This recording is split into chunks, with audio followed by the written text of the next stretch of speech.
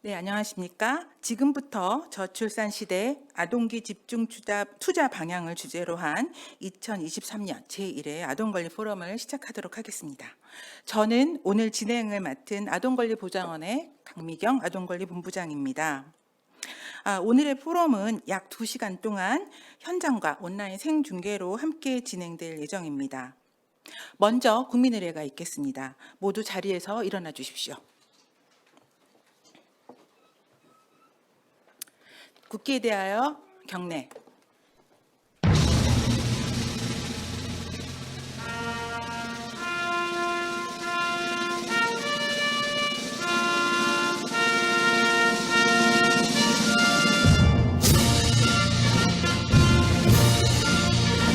나는 자랑스러운 태극기 앞에 자유롭고 정의로운 대한민국의 무궁한 영광을 위하여 충성을 다할 것을 굳게 다짐합니다.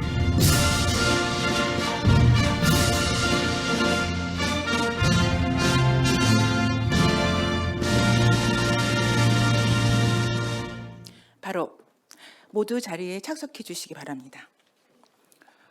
먼저 오늘 이 포럼에 참석해 주신 내빈 여러분들을 소개해 드리도록 하겠습니다. 우선 보건복지부 이기일 제1차관님께서 참석해 주셨습니다.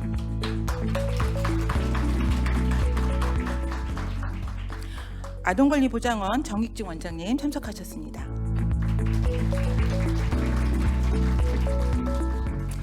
저출산 고령사회위원회 김영미 부위원장님 참석하셨습니다.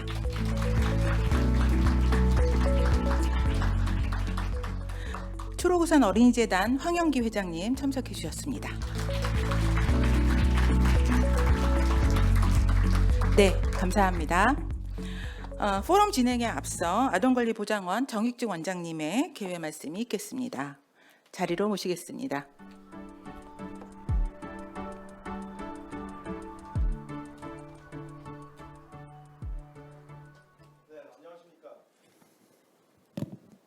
네, 안녕하십니까. 아동권리보장원 원장 정익중입니다. 2023년 제1회 아동권리 포럼에 참석해 주신 내빈 여러분, 또 온 오프라인으로 참여해 주신 모든 분들 환영합니다. 저는 작년 1회 아동권리 포럼의 발제자였습니다. 근데 올해는 원장으로 이렇게 축사를 하게 되어 감회가 새롭고 영광스럽습니다. 먼저 함께해 주신 복지부 이기일 차관님, 저출산고령사회위원회 김영미 부위원장님, 그리고 초록우산 어린이재단 황영기 회장님께 감사드립니다. 각 분야의 대표적인 분들이십니다. 그리고 내부에서 확인해 보니까 발제자, 좌장, 토론자를 선정하는데 굉장히 까다롭더라고요. 그래서 이번에도 굉장히 훌륭하신 분들로 모셨습니다. 오늘 발제를 맡아주신 최용기현 박사님, 강지원 박사님, 그리고 좌장을 맡아주시는 이상균 교수님, 토론에 참여해 주시는 박준영 아동위원님, 그리고 정선욱 교수님, 이창희 단장님, 김지현 과장님께도 감사드립니다. 특히 박준영 아동위원님, 제가 박준영 아동위원님 나이에 뭘 했을까 그런 생각을 하게 됩니다. 아주 자괴감을 느끼게 하는 아주 훌륭하신 위원이십니다. 제1회 주제는 저출산 시대 아동기 집중 투자 방향입니다. 도대체 우리 사회가 왜 아이들을 낳고 있지 않은지, 그 대안으로서 아이들에게 어떤 돌봄과 지원을 사회적 투자 차원에서 제공해야 될지 함께 머리를 맞대고 빠른 실천이 필요한 때가 아닌가 생각합니다. 많이 인용되는 분인데 데이비드 콜만 교수님께서 저출생이 지속되면 제1호 인구 소멸 국가가 될 것이라고 경고하셨습니다. 안 될 거라고 믿고 싶고 그렇습니다. 그리고 UN 인구기금에서는 한국인이 아이를 안 낳는 이유가 출산을 원하지 않아서가 아니라 출산을 선택할 권리가 없다라고 이렇게 얘기했습니다. 그러나 제가 이제 칼럼에서도 썼는데 저출산 대책에서는 결정적인 한방은 없습니다. 저희가 조금씩 노력을 하다 보면 오늘도 돌봄과 육아 문제에 대해서 일부 해답을 얻지 않을까 이렇게 생각이 되고, 그런 과정을 통해서 이 땅 위에 아이들의 웃음소리가 가득해질 수 있기를 희망해 봅니다. 아이와 함께하는 삶이 불편하거나 눈치 보는 그런 삶이 아니라 기쁨이 되는 공동체가 되는데 이번 포럼이 조금이라도 도움이 되길 바랍니다. 온라인 오프라인으로 참석해 주신 모든 분들께 다시 한번 감사드리고요. 앞으로 릴레이로 진행됩니다.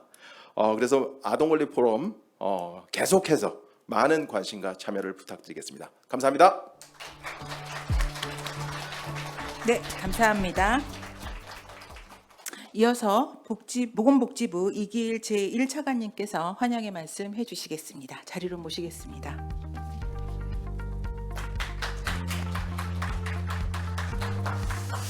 예, 여러분 반갑습니다. 복지부 이길입니다. 오늘 이렇게 제1회 아동 권리 포럼에 참석 여러분 모두를 환영하고 감사합니다.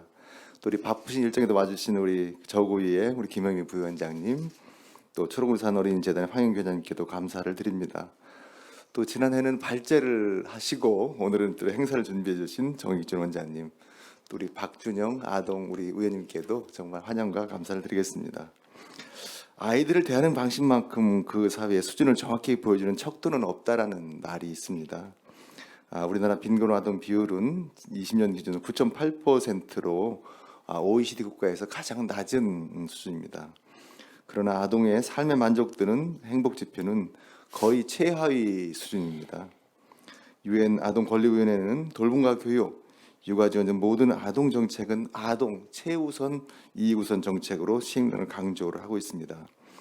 이러한 관점과 상황에서 오늘 이 아동 포럼은 매우 중요한, 정말로 우리 아동 눈에서 정말 우리 정책을 볼 수 있는 좋은 기회라고 생각을 하고 있습니다. 저출산 문제가 날로 심해지고 있습니다.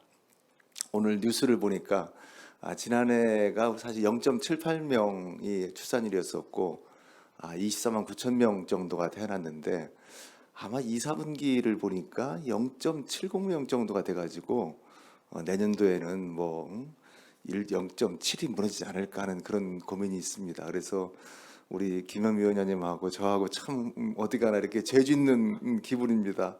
항상 열심히는 하고 있지만 참 부족한 면이 많아서 어떻게 할지를 상당히 좀 고민을 하고 있습니다. 그래서 우리 부위원장님께서 3월 28일 날 우리 대통령을 모시고 정말로 7년 만에 우리 그 저출산 고령사 위원회를 열었고 그 이후로도 아동이라든지 또 난임이라든지 다양한 정책을 지금 추진을 하고 있다는 말씀드리겠습니다.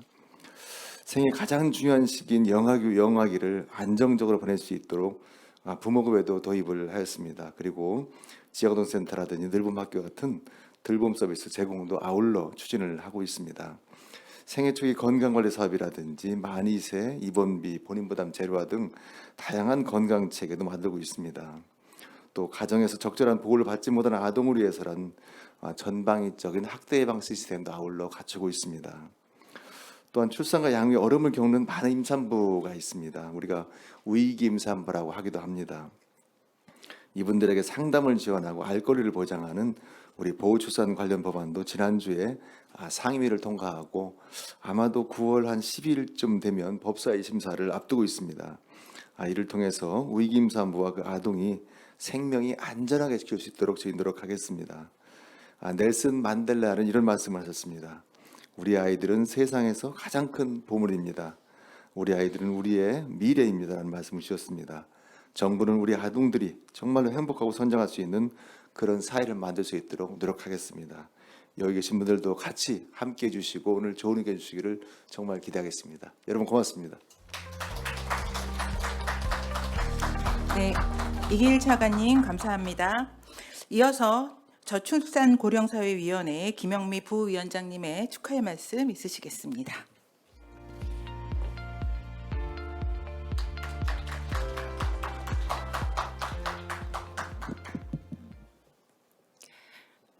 예, 반갑습니다. 대통령 직속 저출산 고령사회위원회 부위원장 김영미입니다. 저출산 시대의 아동기 집중 투자 방향이라는 주제로 제1회 아동권리 포럼을 개최하게 된 것을 진심으로 축하드립니다. 2019년에 아동권리보장원이 출범한 이래로 아동권리보장원은 모든 아동이 행복한 사회를 만들어가는 것을 목표로 대한민국의 행복한 미래를 개척하는 데 늘 앞장서 왔습니다. 우리나라의 다음 세대를 위해서 선도적인 역할을 하고 계신 기관과 함께 우리 사회 가장 중대한 문제라고 할 수 있는 저출산 문제 해법을 논의할 수 있게 돼서 매우 뜻깊게 생각하고 있습니다. 방금 이제 차관님께서도 말씀을 하셨지만 올해 대한민국의 최대의 화두는 단연 세계 최저 수준의 합계 출산율 0.78명이라고 할 수 있을 것 같습니다. 어제 통계청에서 그 작년도 합계 출산율 하고 출생 통계 확정치를 발표를 했는데요. 2월에 발표한 것과 크게 다르지는 않은데 처음으로 25만 명 이하의 출생아 수가 태어난 저희가 그 인구 대체 수준을 보통 합계 출산율 2.1명이라고 하는데 1983년도에 대한민국은 이미 2.1명 이하로 떨어졌습니다. 올해가 딱 40년이 되는데요. 40년 만에 그 출생아 수가 100만 명대에서 4분의 1 수준인 25만 명 이하로 떨어진 것은 이걸 그냥 단순히 그냥 심각하다라고 할 수 없는 수준의 굉장히 심각함과 시급함을 가지고 봐야 되는 문제로 저희도 인식을 하고 있고 모든 국민들께서도 걱정과 우려를 가지고 해법을 모색하려는 그런 노력을 하고 계신 것 같습니다. 올해 3월 28일에 7년 만에 대통령께서 주재하시는 저출산 고령사회위원회 회의를 개최한 바 있습니다. 그때 이제 핵심 슬로건이 태어난 모든 아이를 소중하게 대한민국이 함께 키우겠습니다 였습니다.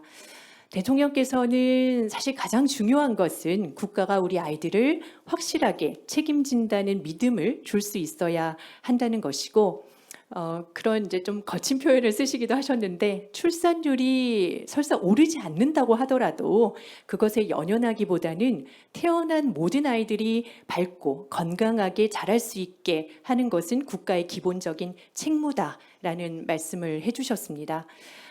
이 회의에서 저출산 분야의 5대 핵심 분야, 핵심 과제를 설정을 했는데요. 최우선 순위로 발표한 것이 태어난 모든 아동에게 촘촘하고 질 높은 돌봄과 교육을 제공한다는 것이었습니다. 한 축으로는 유보통합 추진이나 초등 돌봄, 늘봄학교를 전국적으로 확대하는 것, 그리고 시간제 보육이나 아이돌봄 서비스를 확대하는 정책들이 포함되었습니다. 또 다른 한 축으로는 우리 아동권리보장원에서도 굉장히 관심을 가지고 열심히 하고 있는 부분이기도 한데요.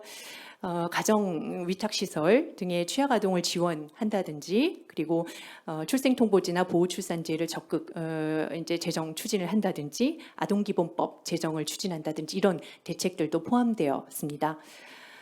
사실 이제 그 내년도 어제 이제 내년도에 정부 예산안이 발표됐는데요. 어려운 재정 여건 가운데서도 저희가 3월 위원회 회의에서 발표했던 핵심 정책에 대해서는 과감하게 재정을 투입하는 계획이 발표되었습니다. 그래서 보니까 어떤 일간지에서는 예산 패러다임이 성장에서 그 인구로 대전환되었다라는 그런 평가를 하는 것도 보았습니다. 그런 대전환을 저희가 3월 회의 이후에 지속적으로 재정 당국에 요구를 해왔고 지금 이 문제의 심각성이나 식성을 고려해서 재정 당국에서 과감한 결단을 해주셨다고 생각합니다. 물론 늦었다라고 생각할 수도 있지만 지금이라도 이런 전환이 이루어질 수 있어서 저는 다행이라고 생각합니다. 그리고 과연 이 정도로 되겠어? 라고 미흡하다라는 그런 생각을 하실 수도 있지만 지속적으로 문제를 분석하고 오늘 이 자리와 같이 전문가들 그리고 정책 수요자 국민들과 지속적으로 소통하면서 해법을 찾고 바로 실행될 수 있도록 하는 이런 노력들을 통해서 저는 문제의 실마리가 풀려갈 수 있다라는 생각이 듭니다. 인구 문제나 저출산 문제라는 워딩을 쓰고는 있지만 그 핵심에는 아이, 가족과 함께하는 행복이 최우선의 우리 사회 가치가 되지 못한 그런 문제가 있다라고 생각을 하고요. 저출산 시대 오늘 그 아동기 집중 투자에서는 아동을 지원하는 현금이나 서비스 지원 정책에 대한 투자도 필요하지만 아이와 함께하는 행복이 최우선의 가치가 될 수 있도록 인식을 변화시키고 문화를 바꾸는데도 전 사회적인 관심, 혁명, 투자가 필요하다라는 생각이 듭니다. 최근 저희 위원회에서 그 아이 행복 영상 공모전을 진행을 했는데요. 많은 분들이 아이들 모습을 보면서 아이 키우면서 느끼는 기쁨, 행복 이런 것의 의미를 다시 한번 새길 수 있었다 그런 말씀들을 해주셨습니다.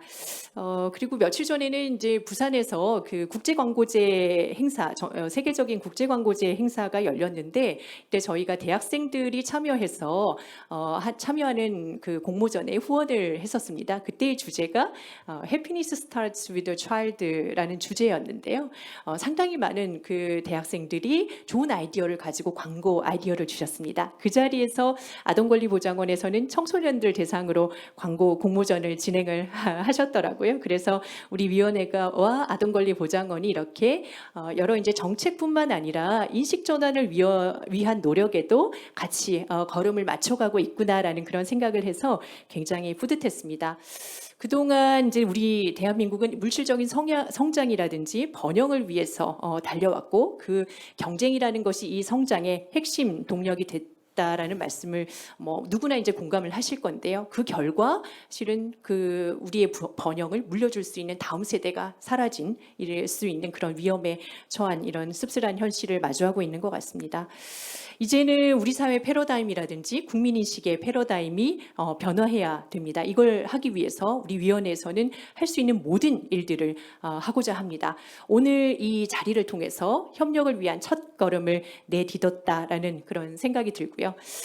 뜻깊은 행사를 준비해 주신 정익중 원장님을 비롯해서 모든 직원분들께 감사하다라는 말씀을 드리고요. 오늘 발표와 토론으로 참석해 주신 모든 분들께 좋은 이제 의견들 주실 것을 좀 부탁을 드리고 기대를 하겠습니다. 예, 온오프라인으로도 많은 분들이 이제 참석을 해 주셨는데요. 앞으로 저희 위원회와 아동권리보장원의 행보에 많은 관심을 좀 가져주시기를 부탁을 드리겠습니다. 아동권리보장원의 슬로건처럼 365일이 아동의 날이 되는 대한민국이 저는 저출산이 해결되는 날이라고 믿습니다. 이걸 하기 위해서 필요한 의견들을 적극 개진해 주시기를 부탁드리겠습니다. 감사합니다. 네, 김영미 부위원장님 감사합니다. 이어서 초록우산 어린이재단의 황영기 회장님께서 축하의 말씀 해주시겠습니다.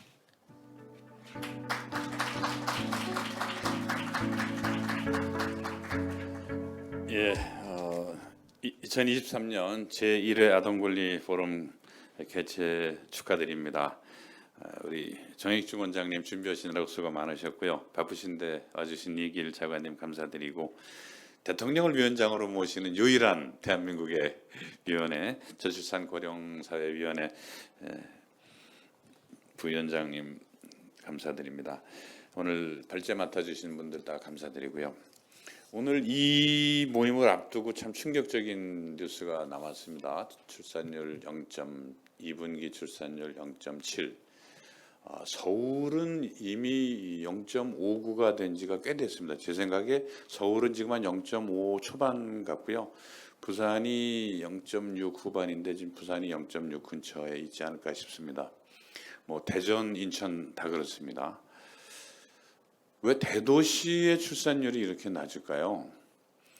다 살기도 좋은데, 딴 데 지역보다 살기도 좋은데 대도시 출산율이 낮다.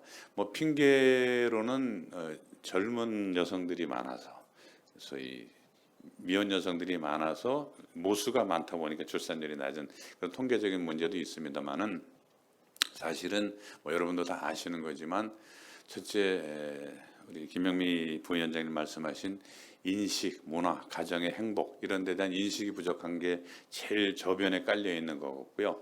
그 위에 더 현실적인 문제는 경제적인 문제가 저는 굉장히 크다고 생각을 합니다. 내가 안정적인 직업을 가질 수 있다? 확신이 없는데 결혼해서 애를 갖지 않습니다. 내가 직장은 있는데 집을 구하려면은 모든 돈을 다 쏟아부어도 도저히 서울 가까운 데는 집을 구할 수가 없다. 집 구할 때까지는 내가 결혼하지 않겠다. 또는 집 구할 때까지는 애를 놓지 않겠다. 그런 문제가 있습니다. 또 아이를 키우려면, 교육을 시키려면은 유치원 보내야죠. 옆집에는 뭐 영어 유치원 보낸다 그러죠. 한 달에 몇백만 원씩 들여서 사교육 시킨다 그러죠. 내가 저 사교육을 감당할 수 있을까? 뭐 이런 문제들이 사실 섞여 있습니다. 취업 문제, 주거 문제, 교육 문제, 그리고 양육 문제, 이것들이 다 얽혀 있어서 이 중에 하나만, 둘만 자신이 없더라도 결혼을 미루게 되고 출산을 안 하게 됩니다.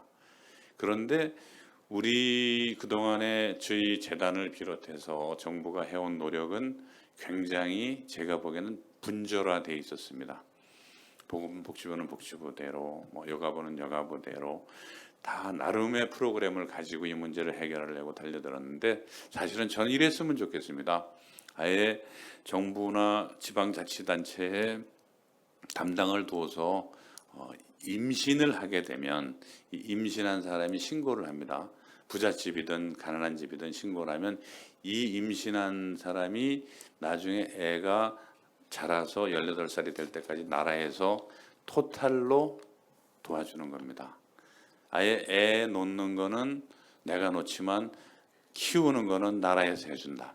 이렇게 어차피 들어가는 예산인데, 그리고 이제는 25만 명도 돌보 다 안 되는 사람을 돌보는데 이렇게 분절화되어 있어가지고 그 부부한테, 결혼한 부부한테 애를 놓으면 나라가 키워준다는 확신이 없다는 게 저는 문제라고 생각합니다. 지금 제도들은 있습니다. 그리고 상당히 좋은 제도들이 있습니다. 그런데 이 제도가 홍보도 하고 있지만 이 젊은 부부들 마음속에 확신을 심어주고 있지 못하다는 게 저는 제일 큰 문제라고 생각하고, 이거를 어떤 형태로든지 간에 토털 솔루션으로 해서 젊은 부부들한테 확신을 심어주도록 하는 것, 그게 앞으로 우리가 해야 될 숙제가 아닌가 싶습니다.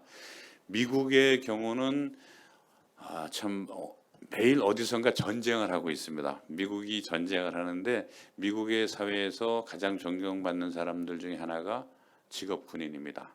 특히 전쟁을 치르고 나온 소위 베테랑이라고 표현을 합니다. 베테랑은 비행기를 타든지 어디 가든지 베테랑이라는 게 알려지는 순간 사람들이 존경의 표시를 합니다. 왜냐하면 나라를 지켜주는 사람들이죠.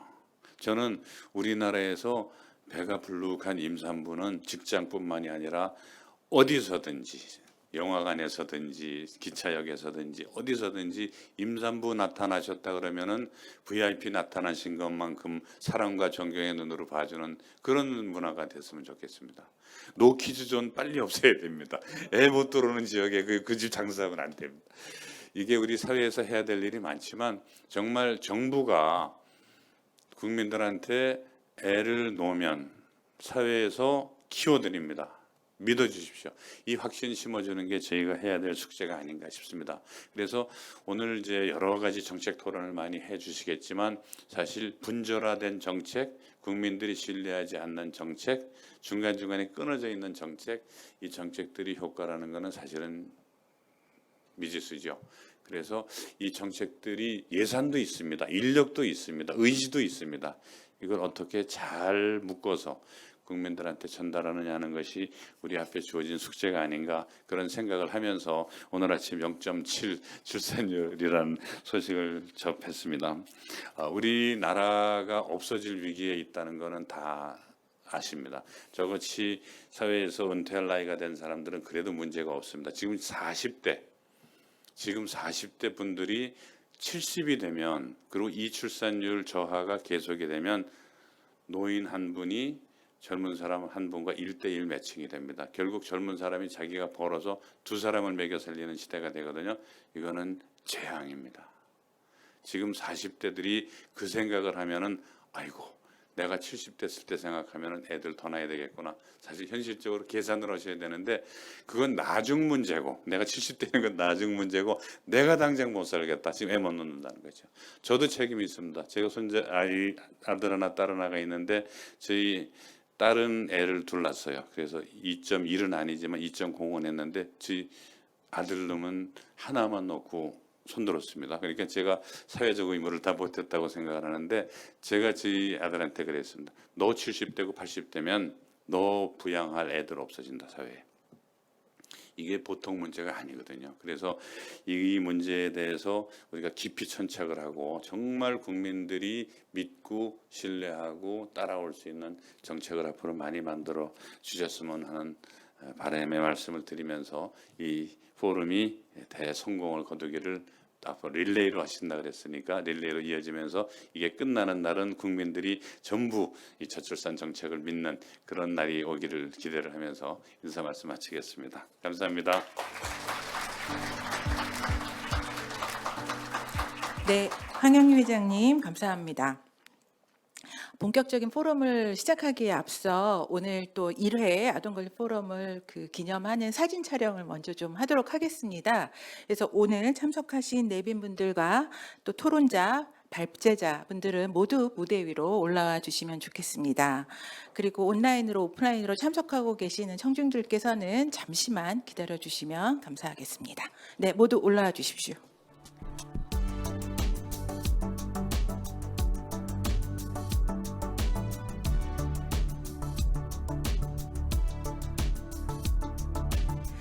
오늘 포럼에서는 두 개의 주제 발표가 있습니다.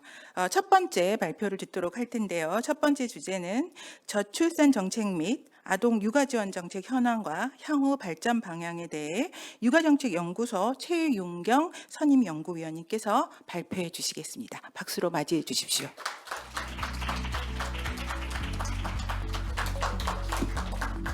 네, 안녕하세요. 소개받은 육아정책연구소 최윤경입니다. 1차 포럼에 함께할 수 있어서 영광으로 생각합니다. 앞서서 축사를 통해서도 좋은 내용들을 많이 말씀해 주셨는데 0.7명으로 발표된 거를 모르고 온 자리인데요. 코로나19 팬데믹을 경험한 것들을 이제 거의 많이 잊어가고는 있는데 지금 아이들은 그때 많은 격차와 또 발달 지연과 돌봄 공백들을 경험했다고 결과들을 많이 냈는데 이후에 그 아이들이 얼마나 많이 회복을 하고 그 격차는 어디까지 회복이 되어 있고 혹시 사각지대에 남아있던 아이들이 어떻게 지내고 있는지에 대한 데이터는 사실은 잘 모이고 있지는 않습니다. 그리고 요즘 거리를 나가봐도 저만 해도 이제 100만 세대일 때 출생을 했는데요. 지금 20만 명대 그 인구 규모 또 그런 세대 간 격차 안에서 생활해야 될 아이들의 미래 모습을 좀 저도 종종 잊으면서 이런 연구들을 하고 또 이런 자리에 서지 않나 싶습니다.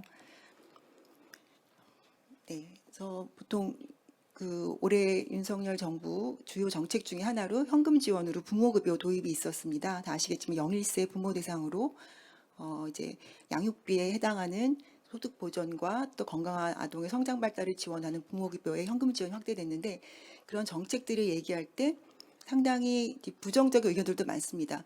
그 정책이 효과가 있겠어라는 논의를 많이 하시죠. 그래서 저희도 효과 분석들을 하지만 이런 부분들이 논의가 충분하지 않다고 보여집니다. 그 이유는 어떤 것을 결과 변인으로 해서 분석을 하고 있는지, 정말 단기적인 아웃풋인지 아니면 중기적인 아웃컴인지 아니면 정말 출산율과 같은 최상위의 지표를 봐야 될지 논의가 분분합니다. 아마도 일단 적지 않은 비용에 현금이 들어갔기 때문에 양육 비용 부담 완화는 확실히 있었을 것 같고 그러면 궁극적으로 정책 목표 중에 하나인 현금 지원을 통한 아동의 건강한 성장 발달까지 연결이 되느냐 그리고 소득 보전, 양육비에 해당하는 정말 그 비용만큼의 소득 보전을 해주고 있느냐라는 강론으로 들어가면 논의들은 복잡해지고 다양해질 것입니다. 그래서 이런 상황에서 저 역시 이제 오늘의 논의를 접하면서 어떤 질문을 어떤 관점에서 해야 될지가 제일 어려운 숙제로 안고 있었고 지금도 마찬가지입니다. 그래서 지금과 같은 시기가 빠른 속도로 출산율이 하강하는 그런 저출생의 기조이기 때문에 전 전환기라는 표현을 좀 썼습니다. 이런 상황에서 예산 투입에 계속해서 확대되고 있는데 이랬을 때 과연 어떻게 정책 목표와 방향을 좀 가져가고 이것들은 정책 입안자 말고 실제 현장의 수요자들, 부모들, 또 교직원들, 기관 담당자들은 어떻게 이해하고 수용하고 있는지가 좀 중요하지 않을까 싶습니다. 의외로 연구를 하면서 그 현장에 있는 분들을 만나 뵈면 이걸 가지고 무엇을 어떻게 해야 되는 거냐라는 가이드라인이 없어서 실제로 체감하는 바는 크지 않다라는 얘기를 종종 듣습니다. 그래서 그간의 정책들은 너무 잘 아실 것 같습니다. 우리나라는 이제 관련된 서비스 인프라 위주로 많은 투입이 있었고요. 이후에 이제 이 부분에 공공성을 확대하고 질을 제고하기 위한 노력이 이어지고 양육 비용 부담 완화에는 여전히 집중하고 있습니다. 이 부분은 그동안의 육아 정책의 특징이자 특장점이라고 할 수 있고 이런 부분들이 오랜 시간 누적되다 보니까 그러한 특장점과 특징들이 이제 사각지대와 공백을 낳고 있는 상황입니다. 그래서 이제는 부모의 일가정 양립과 이제 돌봄권을 강화해야 된다는 돌봄의 이슈들이 많이 크게 등장을 했고요. 특히 생애 초기 영아기의 집중 투자에 대한 개념들이 나왔고, 그래서 시간 지원 확대 하에서 현금 지원이 확대돼서 부모가 직접 돌보고 양육 방식을 선택할 수 있는 논의들이 많이 이루어지고 있고, 오늘의 부제에서도 볼 수 있다시피 이제 아동기 집중 투자로 정책적인 방향은 이미 서 있습니다. 그렇지만 육아 현황들은 이런 지속적인 확대에도 불구하고 저희는 모든 데이터들을 볼 때 여전히 결혼, 출산, 육아의 과정이 상당히 고비용입니다. 저만 해도 이제 옛날 사람이어서 왜 그렇게까지 많은 품목, 상품과 프로그램과 서비스가 필요한지 좀 어떨 때는 그 품목을 나열하기도 어려울 정도로 상당히 많은 상품, 프로그램, 서비스들을 통해서 양육과 육아가 이루어지고 있습니다. 이런 과정은 구매, 또 소비, 투자, 투입에 연결되어 있기 때문에 상당히 계층화되어 있습니다. 그렇기 때문에 이런 격차라던가 취약계층 이슈들은 더 누적이 되고 있고요. 상당히 많은 다양한 수요와 개별화된 요구들을 하고 있습니다. 그리고 돌봄 환경 역시 온 오프라인이 크게 변화하고 있고 또 부모됨의 역할 또한 과연 어디까지가 부모가 하는 사적 영역의 역할이고 공적 투입과 개입이 어느 시점 어느 수준으로 이루어져야 될지에 대해서도 많은 논의가 이루어지고 있다고 보지는 않습니다. 막연히 양육 지원은 확대돼야 된다. 사각지대가 있기 때문에 이 부분이 문제에 대한 논의가 있지만 이 변화된 온 오프라인 돌봄 환경과 이 부모 세대들의 특성, 부모됨, 페런팅 역할의 변화를 고려했을 때 보다 정교한 지원 정책이 들어가야 될 필요가 있겠습니다. 다 아시다시피 이제 양육과 돌봄에 대한 선호하는 비율들은 계속 떨어지고 있습니다. 더 나아가서 돌봄이라던가 교육의 교직이라던가 학교, 교육, 돌봄 환경에 진입하는 젊은 세대들도 눈에 띄게 떨어지고 있고 자녀 양육의 효용과 가치 자체가 계속 하락하고 있는 어려운 시기입니다. 앞서서도 말씀해 주셨는데 이런 와중에 저출산 정책은 5대 핵심 분야로 이제 교육과 돌봄에 관한 부분, 또 시간을 부여하는 부분, 주거 서비스, 여전히 이제 비용 부담 완화는 중요한 부분이고요. 그리고 아이와 부모의 행복과 건강 부분을 핵심 분야로 제시를 해서 저출산 정책 추진 방향을 제시했습니다. 한편 유관 분야라고 할 수 있는 유아교육과 보육, 이제 통합이라는 국정과제를 앞두고 있는데요. 여기에서는 첫 번째 핵심 과제로 양질의 교육 기회를 확대하겠다. 이제 질의 개념이 나왔고 교육 과정과 방과후 과정의 돌봄, 그리고 교원의 역량 강화, 권익 증진, 미래교육 인프라로 주로 이제 교육 정책이기 때문에 교원과 교육 과정에 대한 논의를 주축으로 핵심 과제가 설정이 되어 있고 교육과 교원 외에 확장성을 가진 주제들이 계속 들어오고 있습니다. 보육 정책에서는 주로 양육 지원 강화가 첫 번째 주제이고 서비스 질 제고, 또 공공성 강화, 그다음에 교직원의 역량 강화 부분이 주요한 과제로 추진되어 있고 4차 기본계획에 접해 있습니다. 이제 아동 정책을 들여다보면 아동의 행복한 나라를 슬로건으로 해서 2차 아동정책 기본계획을 추진 중에 있습니다. 아동이 정책의 대상이 아니라 권리 주체라는 걸 표명을 했고 또 발달 지원, 또 공정한 출발에서의 국가 책임 강화, 코로나 대응 혁신들을 내세웠는데 지난 4월에 이번 정부에서는 추진 방향을 좀 더 구체화했습니다. 보시다시피 모든 아동의 성장 발달을 지원한다는 부분을 크게 표방을 했고요. 그리고 아동 정책의 출발점을 충분히 고려해서 취약계층 아동에 대한 복지체계 강화도 중요한 과제들로 제시되어 있습니다. 그리고 이를 실현하기 위한 아동 중심 정책 추진 기반 마련을 제시해서 훨씬 더 좀 구체적이고 이 모든 아동 대상과 취약계층 아동 대상의 지원을 구분해서 제시한 걸로 볼 수 있겠습니다. 이건 제 발표 자료에 없이 그냥 하나 슬라이드를 더 추가로 넣었는데요. 이제 여기 나와 있는 성과 지표들이 그 정책을 볼 수 있는 주요한 내용들은 아니지만 좀 비교나 논의가 편하게 하기 위해서 성과 지표 자료들이 있어서 좀 옆에 붙여봤습니다. 그래서 2차 아동정책 기본계획에서는 총괄적인 부분에 제일 첫 번째는 지표가 삶의 만족도, 그리고 주요 지표로 음영표기가 되어 있는 것들이 인권을 존중해주는 정도, 그러니까 인권 실태조사 자료겠지요. 그리고 밑에 내려와 보면 청소년 비율들, 중간중간에 만족도, 또 폭력 피해율, 학대 판정률, 그리고 아동 보호체계 완비라는 지표를 갖고 있었다면 현재 핵심 성과 지표로 변화된 부분은 앞서 했던 대로 모든 아동 발달 성장 지원을 기치로 쭉 성과 지표들을 좀 더 구체화한 정책 사업 내용들을 담고 있습니다. 그래서 모든 아동 대상을 전면에 내세워서 발달 지원을 하는 것은 상당히 긍정적이고, 특히 그 안에 건강과 돌봄 인프라가 주요 과제로 되어 있는 부분들, 또 코로나 이후에 발달 지원과 정신건강 실태조사를 실시하겠다는 부분들, 또 취약아동 지원이라던가 아동 중심 정책 기반을 구체화한다는 점에서 아동 정책의 범주와 내용들, 실행력을 구체화했다는 장점이 있겠습니다. 반면에 저희 현황 데이터들을 접하면서 느껴지는 출산 의료 인프라 붕괴 수준의 어려움에 대한 구체적인 대응 부분이 좀 빠져 있다던가, 발달 지원 정신건강 실태조사 논의는 있지만 구체적으로 이런 아이들이 나타났을 때 어떠한 지원 체계로 연계될 것인가의 좀 지원 체계 구체성들, 그리고 아동의 놀 권리 부분에 대한 논의가 상당히 많습니다. 여전히 밖에 나가서 부모님들을 뵈면 아이들의 역량과 경쟁력 제고를 위한 교육 투자가 1순위인 게 사실입니다. 그랬을 때 이 놀이라는 시간과 공간을 어떻게 확보할 것인가에 대한 놀이 정책 부분이 중요한 영역으로 들어와야 될 것으로 보여집니다. 그리고 지역사회 가정양육 지원에 대한 부분들도 또 촘촘히 제시되어 될 걸로 보여지고요. 앞서서도 축사에서도 다 말씀해 주셨지만 이런 여러 가지에 다 붙여 또 지역별 차이를 고려했을 때 상당히 어려운 그 거버넌스의 숙제이지만 연계와 협력의 업무 수행 체계들은 반드시 보완되어야 될 부분입니다. 이 부분은 아동 정책만이 아니라 통합적인 접근과 종합적인 연계 협력의 기반을 마련하는 거버넌스 숙제도 언급이 되어야 된다고 봅니다. 그래서 이러한 아동 정책 기본 계획과 추진 방향까지를 고려했을 때 이거에 대한 논의는 첫 번째 질문은 양적으로 충분할까 것입니다. 뭐 그렇게 점차적으로 늘어나고 있는데 애들이 그러니까 출생률이 올라가지 않는다라는 논의는 있지만 지금처럼 0.7명이라는 숫자, 또 제1의 국가 소멸이 될 수 있다라는 우려와 또 전반적인 예산 비중, 투자 비중들을 많이 비교하는데요. 여전히 양쪽으로 충분하지 않은 게 분명합니다.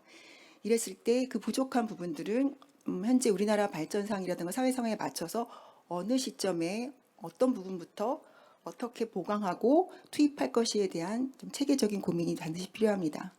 그리고 다 알다시피 그런 양적 투입만 갖고 해소되지 않는 부분들, 질적인 또 내용적인 과정적인 부분이 필요합니다. 우리나라 정책 리뷰들을 하다 보면 정책의 내용 요소들은 거의 다 완비되어 있습니다. 실제 진행이 돼서 전달이 됐을 때 수요자들에게, 아이들에게, 부모들에게 또 지역사회로 내려갔을 때 체감과 그 수혜의 정도에서는 차이가 많이 나타납니다. 그래서 이 부분, 실제 전달 과정, 이런 질적인 과정적인 부분이 보강되지 않고는 이런 양적 투입의 증가에 효과성을 담보하기는 어려울 것입니다. 그리고 말씀드린 대로 이제 아동 정책의 체계화를 지금 표방이 되고 있는데요. 이 부분을 좀 더 정교하게 제시를 해서 저출산 대응이라던가 유아교육 보육 정책에 견주어서 그 무게중심과 비중이 훨씬 더 제고되어야 된다고 생각합니다. 그래서 이 아동 정책의 하드웨어적인 첫 번째는 법 제도의 정부이고 또 재정 투입이고 거버넌스 이 세 가지 요소를 놓치지 않아야 되는 것은 이론의 여지가 없겠습니다. 앞서서도 말씀해 주셨지만 뭐 빈곤이라던가 영아 사망이라던가 이런 주요 지표들은 상당히 양호합니다. 그렇지만 여전히 공공정책의 또 아동 정책의 투입 비중에서는 적은 것으로 나타나고 있습니다. 다만 좀 주의해야 될 것은 저희가 이런 해외 자료를 비교할 때 이 자료들은 몇 년 전의 데이터이고요.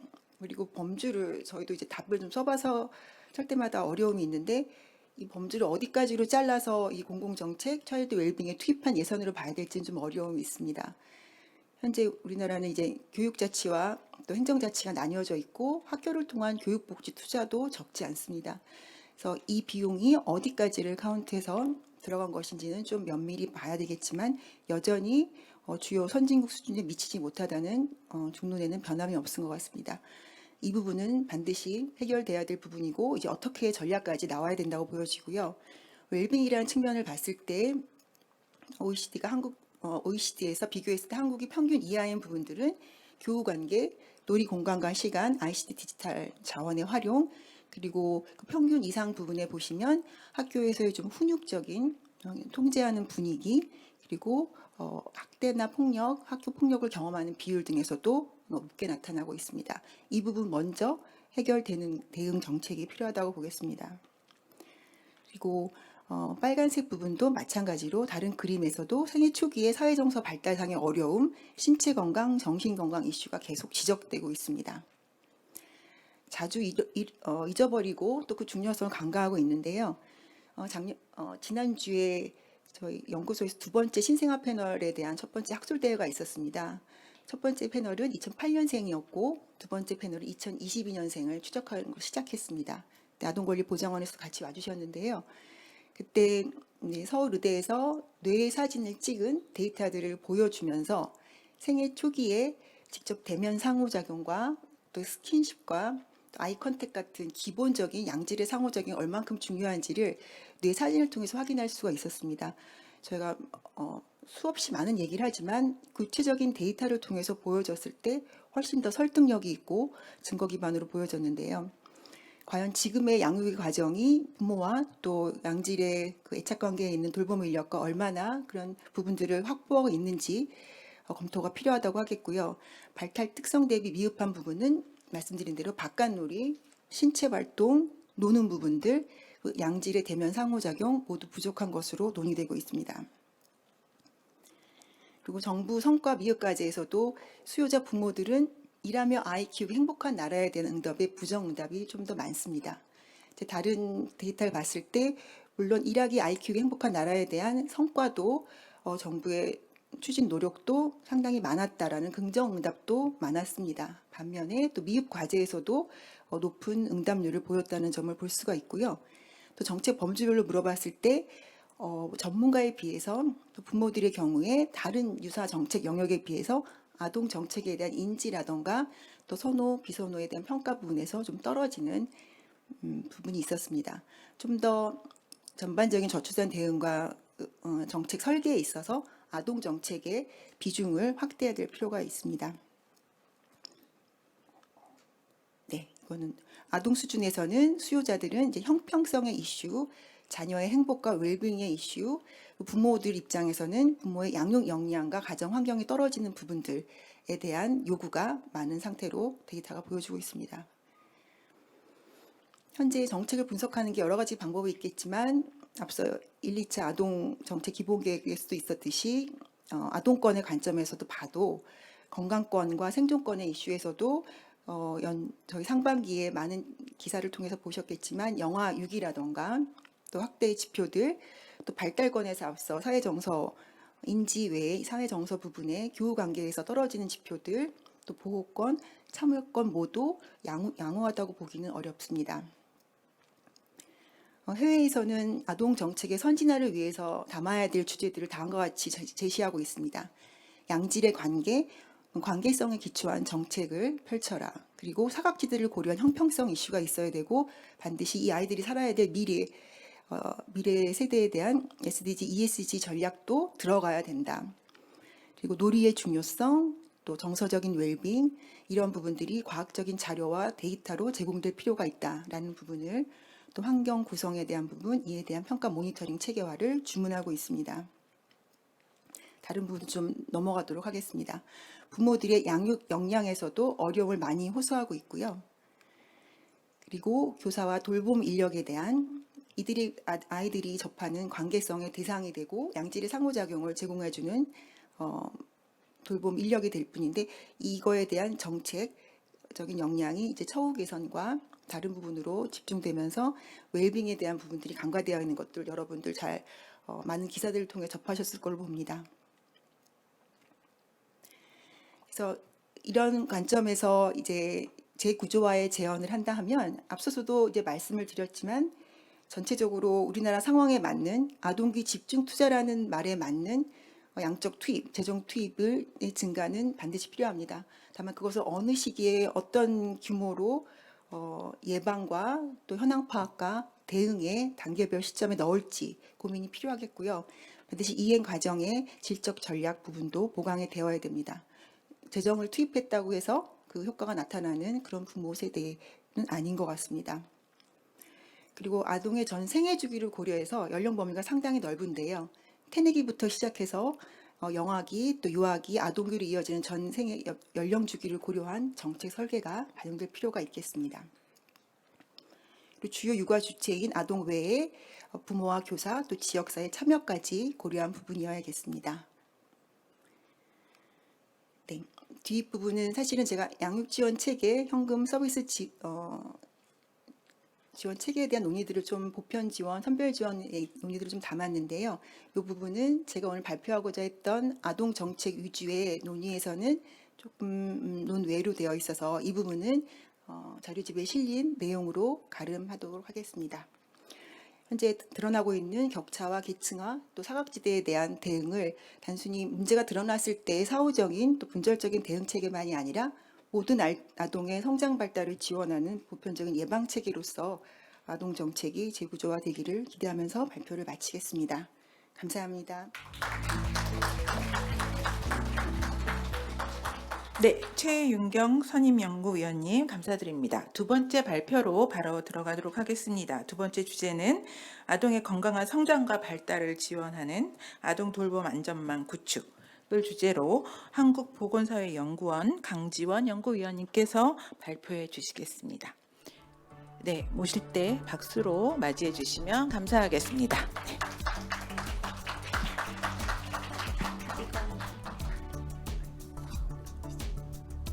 안녕하세요. 한국보건사회연구원 강지원입니다.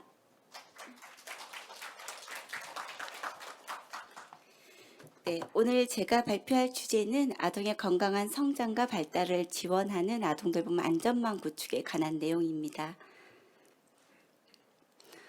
우리나라는 아동 정책과 관련한 매우 많은 사업들이 있습니다. 영세부터 아동복지법에 대한 부분, 청소년복지법에 대한 부분, 기타 여러 가지 법에 근거한 사업들이 아동 정책이라는 카테고리 안에 들어갈 수 있는데요. 사실 사업의 개수는 굉장히 많은데 왜 사업에 대해서 체감도가 낮을까 하는 고민에서 이 발제를 준비하게 되었습니다.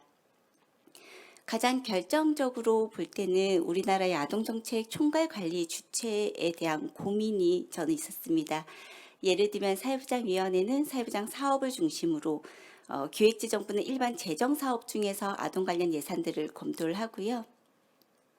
저출산고령사회위원회는 중앙에서부터 지방자치단체의 자체사업까지 포함하고 있는 가장 포괄적으로 보고 있습니다. 그런데 시도교육 재정교부금으로 배분되는 이제 교육과 관련한 사업들에 있어서 전체적으로 이러한 여러 가지 법정위원회나 법정 계획에서 배제되어 있는 것이 사실입니다. 실제로 일반재정과 교육재정 간의 격차가 굉장히 크고 교육재정까지 포함했을 때의 사업수 그리고 유사 종목 가능성 그리고 재정 부분은 훨씬 더 크다고 볼 수 있습니다. 예를 들면 일반 재정 기준으로 유아교육과 보육 서비스의 예산이 보통 9.7조 원이라고 얘기하는데요. 실제로 시도교육재정 교부금이나 교육청의 자체 특수시책 사업들을 포함하면 15조에서 19조 원으로 추정이 됩니다.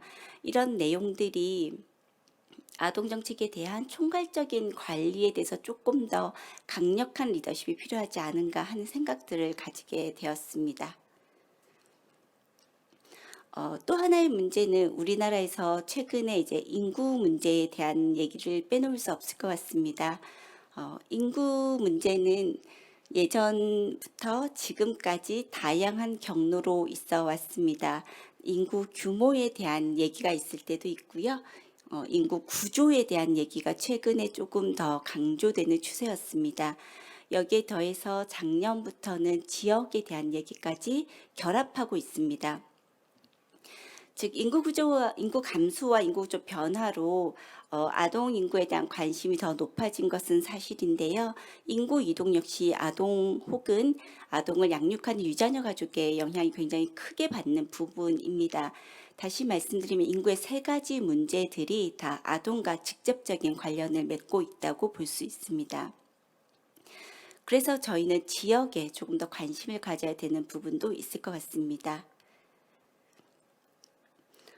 인구와 관련한 얘기를 하다가 갑자기 지역 얘기를 하니까 웬 뚱딴지 같은 소리냐라고 지적할 때가 있는데요. 사실 지역 단위로 아동에 대한 그 숫자, 아동을 양육하는 부모님들의 숫자, 아동을 양육하기 위한 인프라의 차이가 굉장히 크게 나타납니다. 지금 보여드리는 그래프는 초등학생 방과 후 돌봄에 대한 그래프 오른쪽과 왼쪽에 유아교육과 보육 서비스에 대해서 수요 공급과 접근성을 지역으로 같이 살펴본 내용입니다. 예를 들면 수요 대비 공급의 양을 숫자를 기준으로 상위 30%, 하위 30%를 구분을 했고요.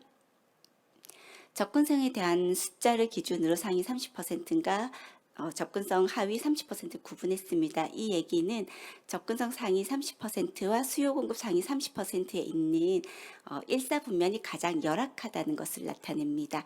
가장 이제 열악한 숫자가 높게 나타나 있기 때문입니다. 보시는 것처럼 유아교육 및 보육 서비스의 수요 공급 분석과 접근성 분석한 결과 우리가 인구 소멸 지역 혹은 인구 감소 지역이라고 부르는 89개 지역과 거의 유사하게 나타나고요. 특히나 초등 방과 후 돌봄의 경우에는 그 유사성이 굉장히 높습니다. 전체 89개 지역 중에서 인구 감소 지역과 중복되는 지역이 82개로 나타났습니다. 이런 이유 때문에 아동, 그다음에 인구, 그리고 지역의 문제는 결합된 것으로 봐야지 분리해서 보는 것이 적절하지 않다라고 저는 생각을 하고 있습니다. 우리가 흔히 얘기할 때 아동 정책을 어느 연령대까지 범위로 할 것이냐 하는 문제들을 얘기하는데요. 다양한 법에서 아동 연령대를 얘기하고 있습니다. 가장 연령의 범위가 넓은 곳이 이제 아동이라고 저희 아동복지법이라고 할 수가 있는데요. 그 법에 따르면 아동은 18세, 19세 미만까지 포함할 수 있습니다. 그리고 청소년 기본법에서는 아동에 대한 청소년에 대한 연령 기준이 조금 더 넓은 수준으로 확대가 됩니다. 교육법상 학령기의 경우에는 초, 중, 고까지 포함하는데 일반적으로는 초등학교와 중학생 의무교육 연령을 포함합니다. 이렇게 다양한 연령대들이 있기 때문에 우리가 아동이라고 했을 때 그 아동의 상을 인식하는 것조차도 학부모 그리고 아동 본인 그리고 전문가들까지도 다 다르게 인식하는 것 같습니다. 아동을 어디까지 포함해야 될 것인가? 제가 주로 연구하는 방과 후 돌봄에서는 이 분야에 대한 연구들이 굉장히 좀 미진한 편이었는데요. 그래서 최근에 이제 조작적인 정의하고 있는 내용의 일부를 소개드린다면 학부모님 대상으로 당신의 자녀를 몇 세까지 집에 혼자 두어도 괜찮다고 생각하십니까? 라고 물어볼 때 학부모님들이 연령을 기준으로 학년 기준으로 할 때는 3학년까지 그리고 행위를 기준으로 할 때는 컵라면을 전자레인지에 데워 먹을 수 있는 나이대까지로 보통은 인식하셨습니다. 그런데 이 질적조사에서 만약에 시설에 보내는 걸 기준으로 방과 후 돌봄 몇 살까지 해야 된다고 생각하십니까? 라고 물어보면 초, 중, 고 내가 원할 때까지 라고 응답하십니다.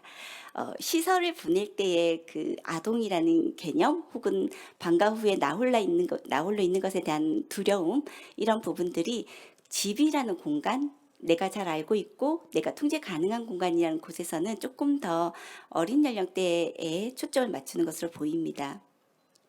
그래서 넓게 잡으면 가장 좋겠지만 또 어머니들이 요구하시는 방과 후 돌봄에서 제공해야 된 프로그램에도 차이가 있었어요. 초등학생을 대상으로 할 때의 보호나 일반적인 수준에서의 학습 지원, 교과 지원, 숙제 지원 같은 부분들이 있다면 중고등학교로 진행될수록 조금 더 다양한 프로그램, 디지털 리터러시 같은 부분들, 그다음에 학교 수업에 대한 적극적인 지원, 선제적인 지원 같은 것들이 있기 때문에 우리가 몇 세로 조작적으로 딱 정확하게 정의할 수는 없지만 적어도 정책에서 사회적 돌봄에서 배제를 고려해야 되는 적극적인 돌봄의 시기를 저는 만 12세 이하 학령기 아동에 초점을 맞춰서 제안을 합니다. 현재 우리나라에서 돌봄이라고 하면 크게 양대 축이 있는데요. 유아교육 및 보육 서비스와 초등 방과 후 돌봄으로 나눌 수 있습니다. 그런데 이 돌봄이라는 것이 가장 우선적인 부분은 가정에서 부모님들이 직접 자녀를 양육하시는 거고, 그 가정에서 직접 자녀를 양육함에도 불구하고 특별한 서비스, 전문화된 서비스 혹은 또래하고의 상호작용을 경험할 수 있는 시설들을 필요로 하는 것은 사실입니다. 그래서 가정 내 돌봄을 전담으로 한다고 해서 전업주부 혹은 가정 내에서 돌봄을 완전히 책임져야 된다는 것을 뜻하는 것이 아니라 가정 내 돌봄을 기본으로 하는 집에도 다양한 서비스의 결합이 이루어져야 되기 때문에 시간제 보육이라든지 방과 후 돌봄 서비스에서 전업주부에 대한 돌봄도 필요한 것이 사실입니다. 다만 전일제 상시로 하는 부분과 일시적으로 시간제로 하는 부분의 차이는 있겠죠. 무엇을 원하는지는 부모님의 입장과 아동의 입장에도 차이가 있습니다. 다양한 선택지들을 만들어 놓는 것이 가장 중요하고 이 다양한 선택지들을 어떻게 유기적으로 조합할 것인가에 대해서는 부모님들의 이해와 더 중요한 것은 아동의 성장과 발달에 도움이 되는지를 같이 고려해야 될 필요가 있습니다. 최근에 이제 영유아 돌봄 체계에서는 아동 영유아 인구보다 시설의 정원량이 조금 더 많은 상황입니다. 그래서 단순히 과잉 공급이니까 이걸 조절해야 되지 않냐라고 단언하기는 좀 어려운데요.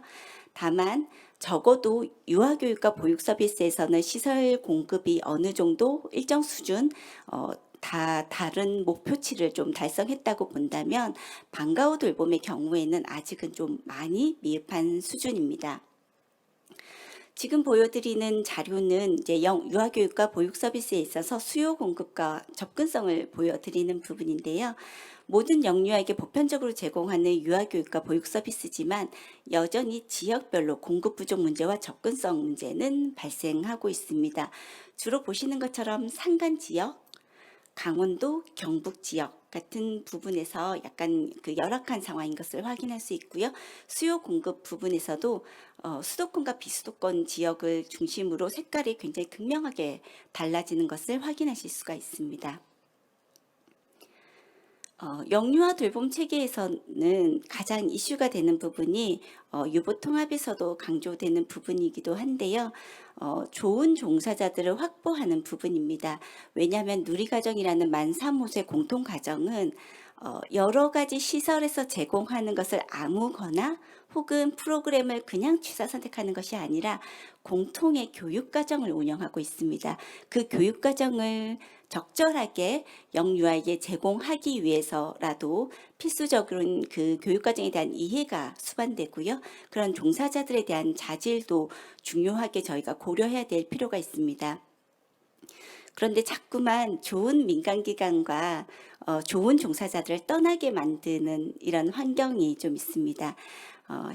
시설의 서비스 제공기관이 공공에 비해서 민간 부분이 조금 영세하거나 종사자에 대한 처우가 열악하거나 혹은 국공립과 민간 시설 간의 격차가 너무 커서 상대적인 박탈감이 있을 때 종사자들은 이제 나가게 되는 계기가 되는 것 같습니다.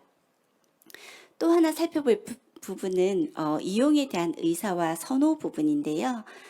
우리나라는 유아교육과 보육 서비스가 전반적으로 100% 수준의 달성을 하고 있다고 말씀드렸는데 한 가지 전제가 있습니다.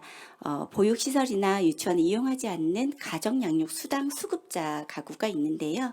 가정양육수당을 수급하는 것은 시설을 이용하지 않는 반대급부의 성격인데 양육수당을 수급하는 아동은 우리의 관심에서 상대적으로 멀어져 있는 것이 사실입니다. 그래도 될까 하는 고민들에서 한번 살펴본 결과는 육아정책연구소의 그 연구 보고서를 인용한 내용인데요. 가정양육수당의 주 사용처가 1순위를 기준으로 할 때 식료품비나 생활필수비, 의료비, 자녀 접근 및 주택 청약 순으로 나타납니다. 가정양육수당을 활용해서 자녀에게 시간제 혹은 유아교육 보육 서비스에 상응하는 다른 서비스를 이용한다라는 부모님의 응답은 2.2%에 불과합니다. 그러니까 다른 말로 하자면 시간을 양육 시설을 이용하지 않는 가정에도 저희가 양육 서비스를 같이 제공할 필요가 있고 이런 것들이 함께 고려될 필요가 있는데 지금까지는 시설 중심으로 확대되어 오면서 시설 공급 기준으로 저희가 좀 계속해서 말씀을 나눴던 방식이었습니다. 두 번째로 살펴볼 부분이 방과 후 돌봄인데요. 방과 후 돌봄도 아까 유아교육 보육 서비스와 굉장히 일맥상통한 방식입니다. 벨트가 빨간색 부분과 파란색 부분의 벨트가 굉장히 이제 지역이 유리되어 있는 것을 확인하실 수가 있습니다. 그렇다면 왜 현행 제도에서 이런 문제들이 발생하는가를 좀 살펴볼 필요가 있는데요. 부모님 혹은 아동의 돌봄에 대한 수요가 정책에 적절히 이제 반영되는가를 볼 필요가 있을 것 같습니다. 대부분의 경우에는 맞벌이 중심으로 서비스 이용을 확대해 오거나 보편성에 기초해서 동일한 기준으로 서비스 이용을 확대해 왔는데요. 실제로 부모님들의 욕구는 굉장히 다양하죠. 맞벌이 중에서도 시간제냐, 종일제냐의 차이도 있고요. 한부모 혹은 다문화 가족의 경우에는 프로그램에 대한 차이도 있습니다. 이용 시간대가 부적절하거나 이용 시간이 한계가 있을 때도 있고요. 그렇다면 이런 수요에 대응해서 공급은 합리적으로 설계되었는가를 봐야 되는데요. 일반 아동과 빈곤 아동 전반적으로 여러 가지 가구의 유형은 나타나지만 실제로는 복잡하게 얽혀져 있습니다. 무엇을 선택하는 게 체계적으로 접근 가능하진 않습니다. 그러다 보니까 모든 시설이 모든 대상에 대해서 모두 다 경쟁해야 되는 구조입니다. 이용하는 사람은 잘 이용하기 위해서 내가 먼저 선점하기 위해서 경쟁을 해야 되고 공급기관은 이용자를 많이 유치하기 위해서 경쟁을 해야 되는 거죠. 경쟁 과잉 시대의 돌봄이 지금 처해 있는 상황입니다. 그래서 제가 제안하는 방식은 아동 돌봄 안전망을 제안합니다. 기존에 없던 서비스를 새로 만들자라는 방식이 아니라 기존에 있던 것들을 어떻게 잘 엮어내는가에 초점이 있을 것 같습니다. 가장 중요한 것은 돌봄의 사회화라고 부르는 부분인데요. 아동의 권리를 보장하면서 가족의 돌봄 부담을 경감하기 위한 첫 번째 단추는 가장 보편적으로는 육아휴직 확대나 육아기 근로시간 단축과 같이 부모가 자녀를 직접 양육하는 시간을 늘리는 방식입니다. 하지만 이것만 한다고 해서 다 되는 것은 아니고요. 필요한 때 필요한 서비스를 이용할 수 있도록 맞벌이 가구의 경우에는 근무 시간 중에 이용이 충분하게 가능할 수 있도록 공적 돌봄을 확대해야 되고요. 그리고 간혹 시설보다는 가정으로 방문하는 돌봄 서비스를 원하시는 부모님도 당연히 있습니다. 특히 아이가 장애가 있거나 아니면 두 자녀를 양육하는데 두 자녀 모두 장애가 있는 경우, 이런 경우에 맞춤형으로 방문 서비스를 받고 싶은데 이런 서비스의 개념이 굉장히 낮은 수준으로 이루어지고 있고 전문화된 서비스가 포함되지는 않고 있습니다. 그래서 가정 방문형 돌봄 서비스도 용량 자체를 늘려야 되는 양적 부분도 확대돼야 되지만 질적인 부분도 확대돼야 됩니다. 그리고 직접 가정에서 양육하는 부모의 경우에도 프로그램이라든지 일시 돌봄에 대해서는 여전히 추가적인 공급이 필요한 상황입니다. 이런 것들이 중앙부처 단위에서 체계적으로 이루어지는 것이 가장 중요한데 우리는 지금 출산, 산전의 휴가, 육아휴직과 육아기 근로시간 단축, 그다음에 돌봄 같은 것들이 다 분절적으로 이루어져 있었죠. 이런 것들이 체계적으로 이루어지는 것이 바로 아동 돌봄에 대한 안전망이라고 볼 수가 있을 것 같습니다. 그렇다면 이제 유아교육 보육 서비스는 보편성의 원칙에 기초해서 공급이 어느 정도 수준을 도달했기 때문에 조금 덜 예민한 문제라면 방과 후 돌봄의 경우에는 지역 단위에서 통합적인 돌봄 체계 구축이 이루어지지도 않고 있고 아직까지는 교육부 사업과 복지부 사업, 여가부 사업이 경쟁 체계에 있기 때문에 이것을 기준으로 어떻게 체계적인 접근이 가능한가를 한번 설명드리려고 합니다. 가장 중요한 원칙은 대상 선정 기준을 단일화하는 방안이 우선 고려돼야 되고요. 연령별 단일화라든지 맞벌이와 저소득을 구분하는 방식은 적절하지 않다고 생각합니다. 두 번째로는 예측 가능한 수요에 대응해서 공급 계획을 수립해야 되는데요. 이때 예측 가능한 수요를 어떻게 할 것인가가 지금까지는 한 번도 체계적으로 접근되지 못했습니다. 예를 들면 방과 후 돌봄 수요 조사가 가장 보편적인데 방과 후 돌봄 수요 조사의 응답률은 28%에 불과합니다. 학교에 다니는 아동 대상으로 방과 후 돌봄 수요 서비스를 조사하는 것도 중요하지만 이 수요 조사를 활용하지 못하는 부모가 누구일까요? 조성 가구, 다문화 가구, 장애인 가구에 있는 비장애 아동입니다.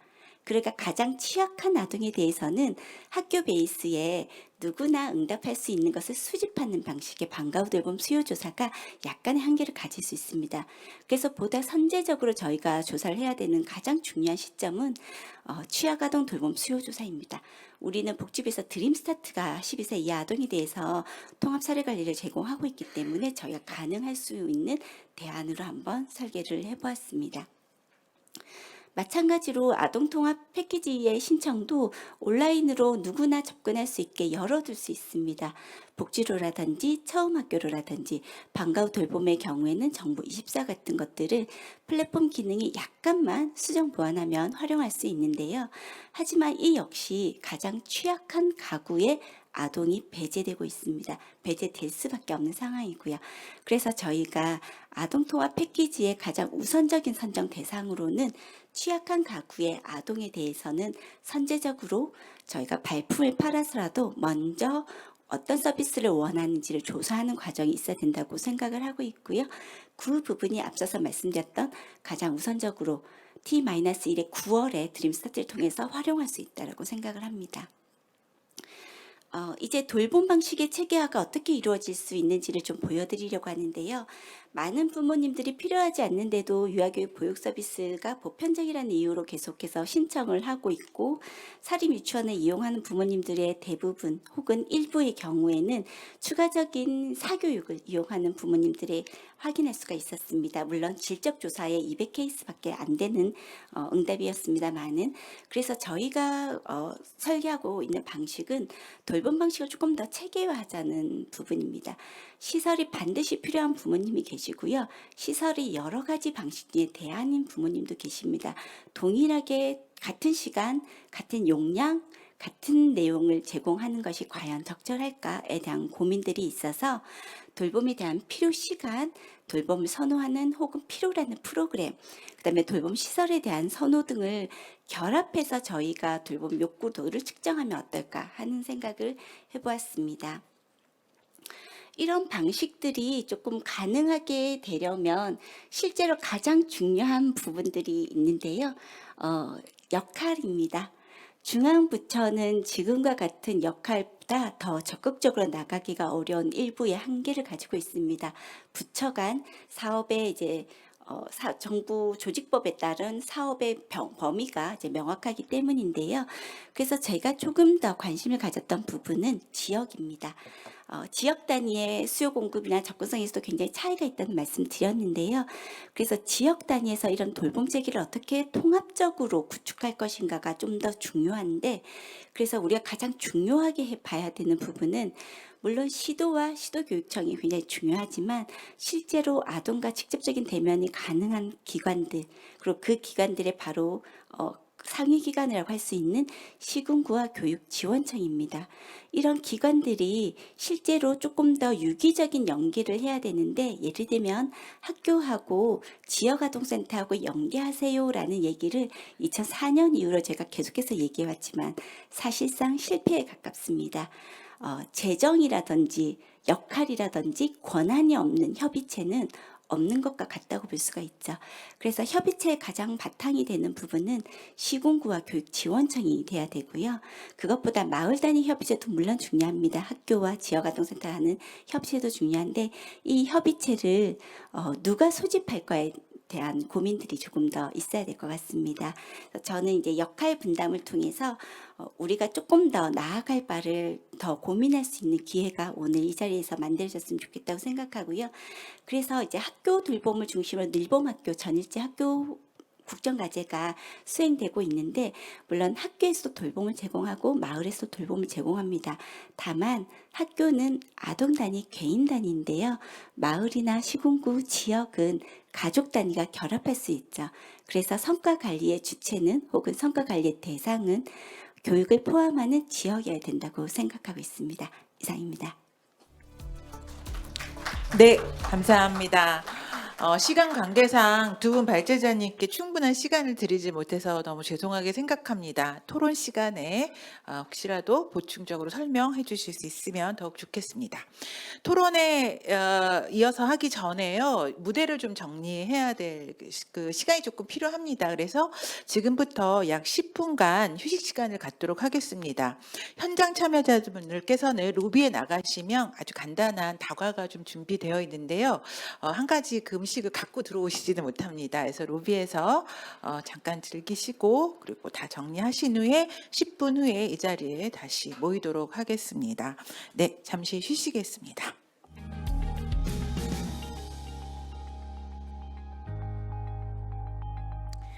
네, 그러면 지금부터 저출산 시대 아동기 집중 투자 방향에 대한 토론을 시작하도록 하겠습니다.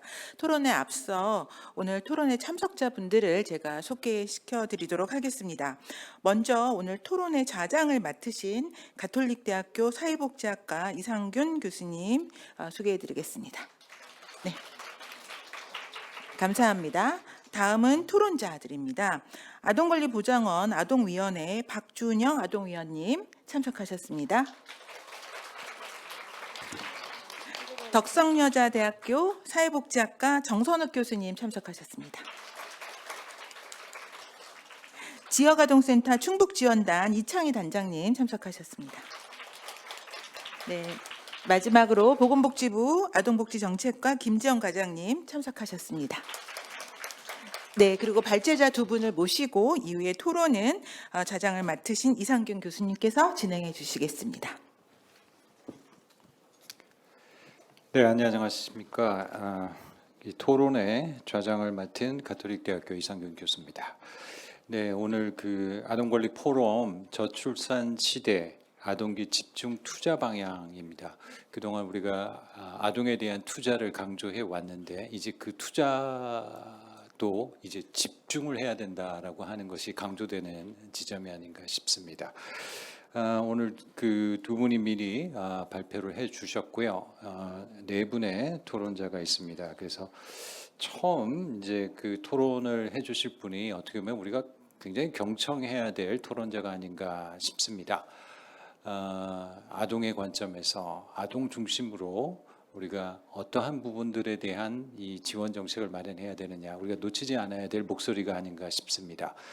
아동권리보장원 아동위원회의 아동위원으로 활동하고 있는 우리 박준영 아동위원회 토론을 들어보도록 하겠습니다.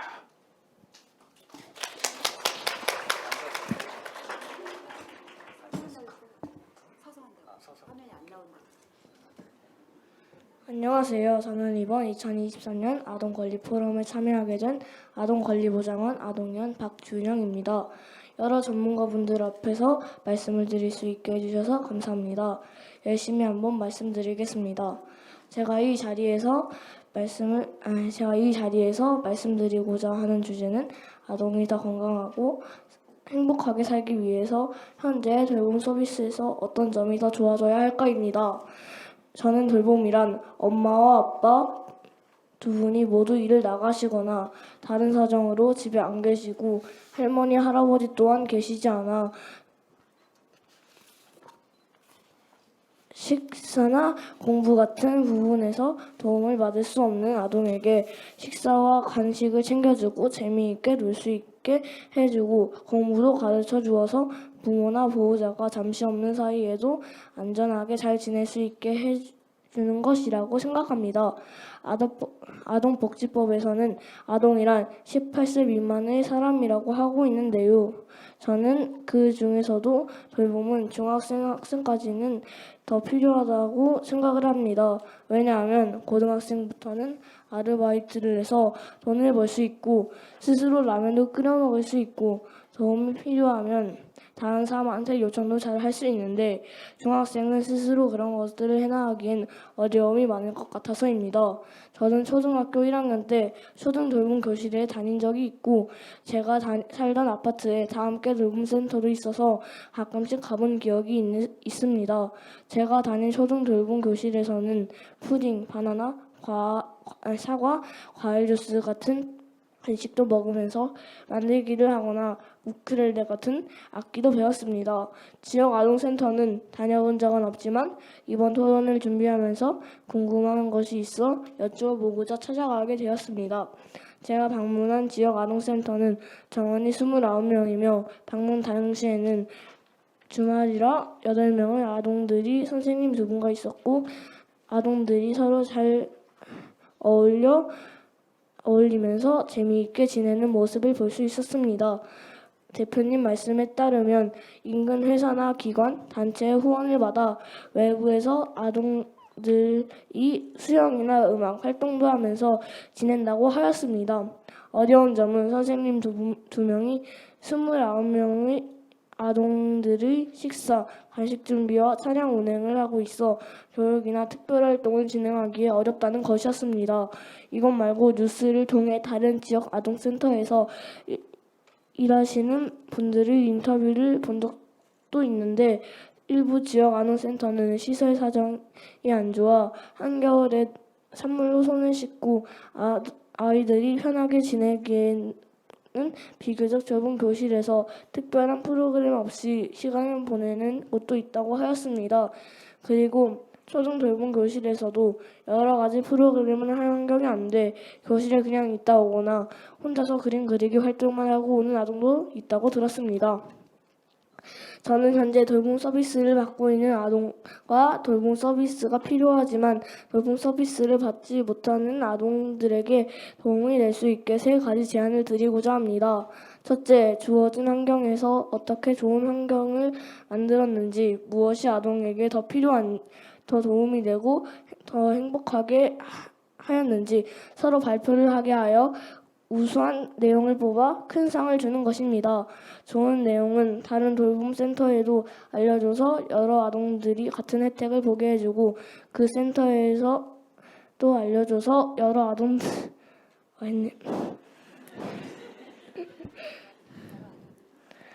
아동들이 좋다고 하고 좋은 효과가 나온다면 다른 나라에서도 그런 것을 잘 하도록 도와주면 좋을 것 같습니다.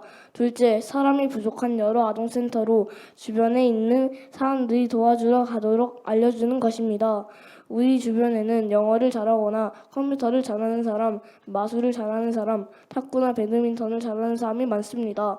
이분들의 재능을 잘 활용해서 아동들에게 알려주면 좋을 것 같은데 TV나 유튜브 광고를 이용해서 이런 것을 많이 알려질 수 있게 하여 선생님들이 부족해서 좋은 걸 못 배울 수도 있는 아동이 공평하게 성장 기회를 가질 수 있었으면 좋을 것 같습니다.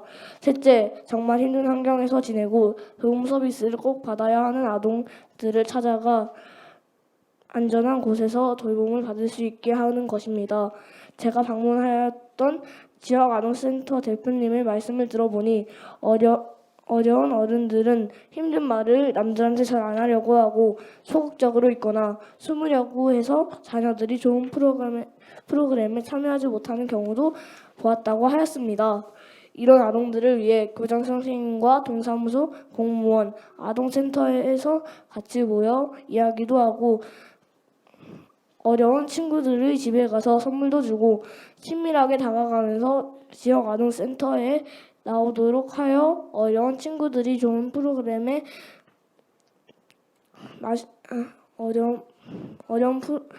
어려운 친구들이 좋은 친구들과 맛있는 간식도 같이 먹고 재미있는 프로그램도 하면서 잘 크고 사랑받으면서 따뜻한 마음으로 건강하게 성장하면 좋을 것 같습니다. 요즘 우리나라에서 자살이 많이 일어난다고 뉴스에서 본 기억이 있는데요. 코로나 때문에 사람들이 더 살기 어려워져서 그런 것이 아닌가 생각도 들기도 합니다. 현재 윤석열 대통령님께서 국가정신건강실태조사를 6세 이상으로 확대하여 조사를 새로 추진하게 되었는데 마음 건강이 위험한 아동들을 일찍 발견해 빨리 치료를 받을 수 있도록 필요한 지원을 해주고 있다고 하니 참 다행이라는 생각이 듭니다. 전문 상담센터와 연결해주고 심리 상담비도 지원을 해준다고 하는데요. 그런데 아동의 입장에서 제가 생각을 해본다면 마음을 닫은 아동이 있다면 어른과의 상담을 잘 안 받으려고 할 수도 있겠다는 생각도 들었습니다. 저는 고양이를 아주 좋아하는데요. 말도 잘 듣고 순하고 보고 있으면 뭔가 행복해지기 때문입니다. 만약에 자살을 생각하거나 시도했던 아동이 있다면 고양이나 개, 말 같은 동물을 키울 수 있게 하는 좋은 시설에서 전문 사육사의 도움을 받아 자기가 키우고 싶은 동물을 키우고 활동하게 하면 좋을 것 같습니다.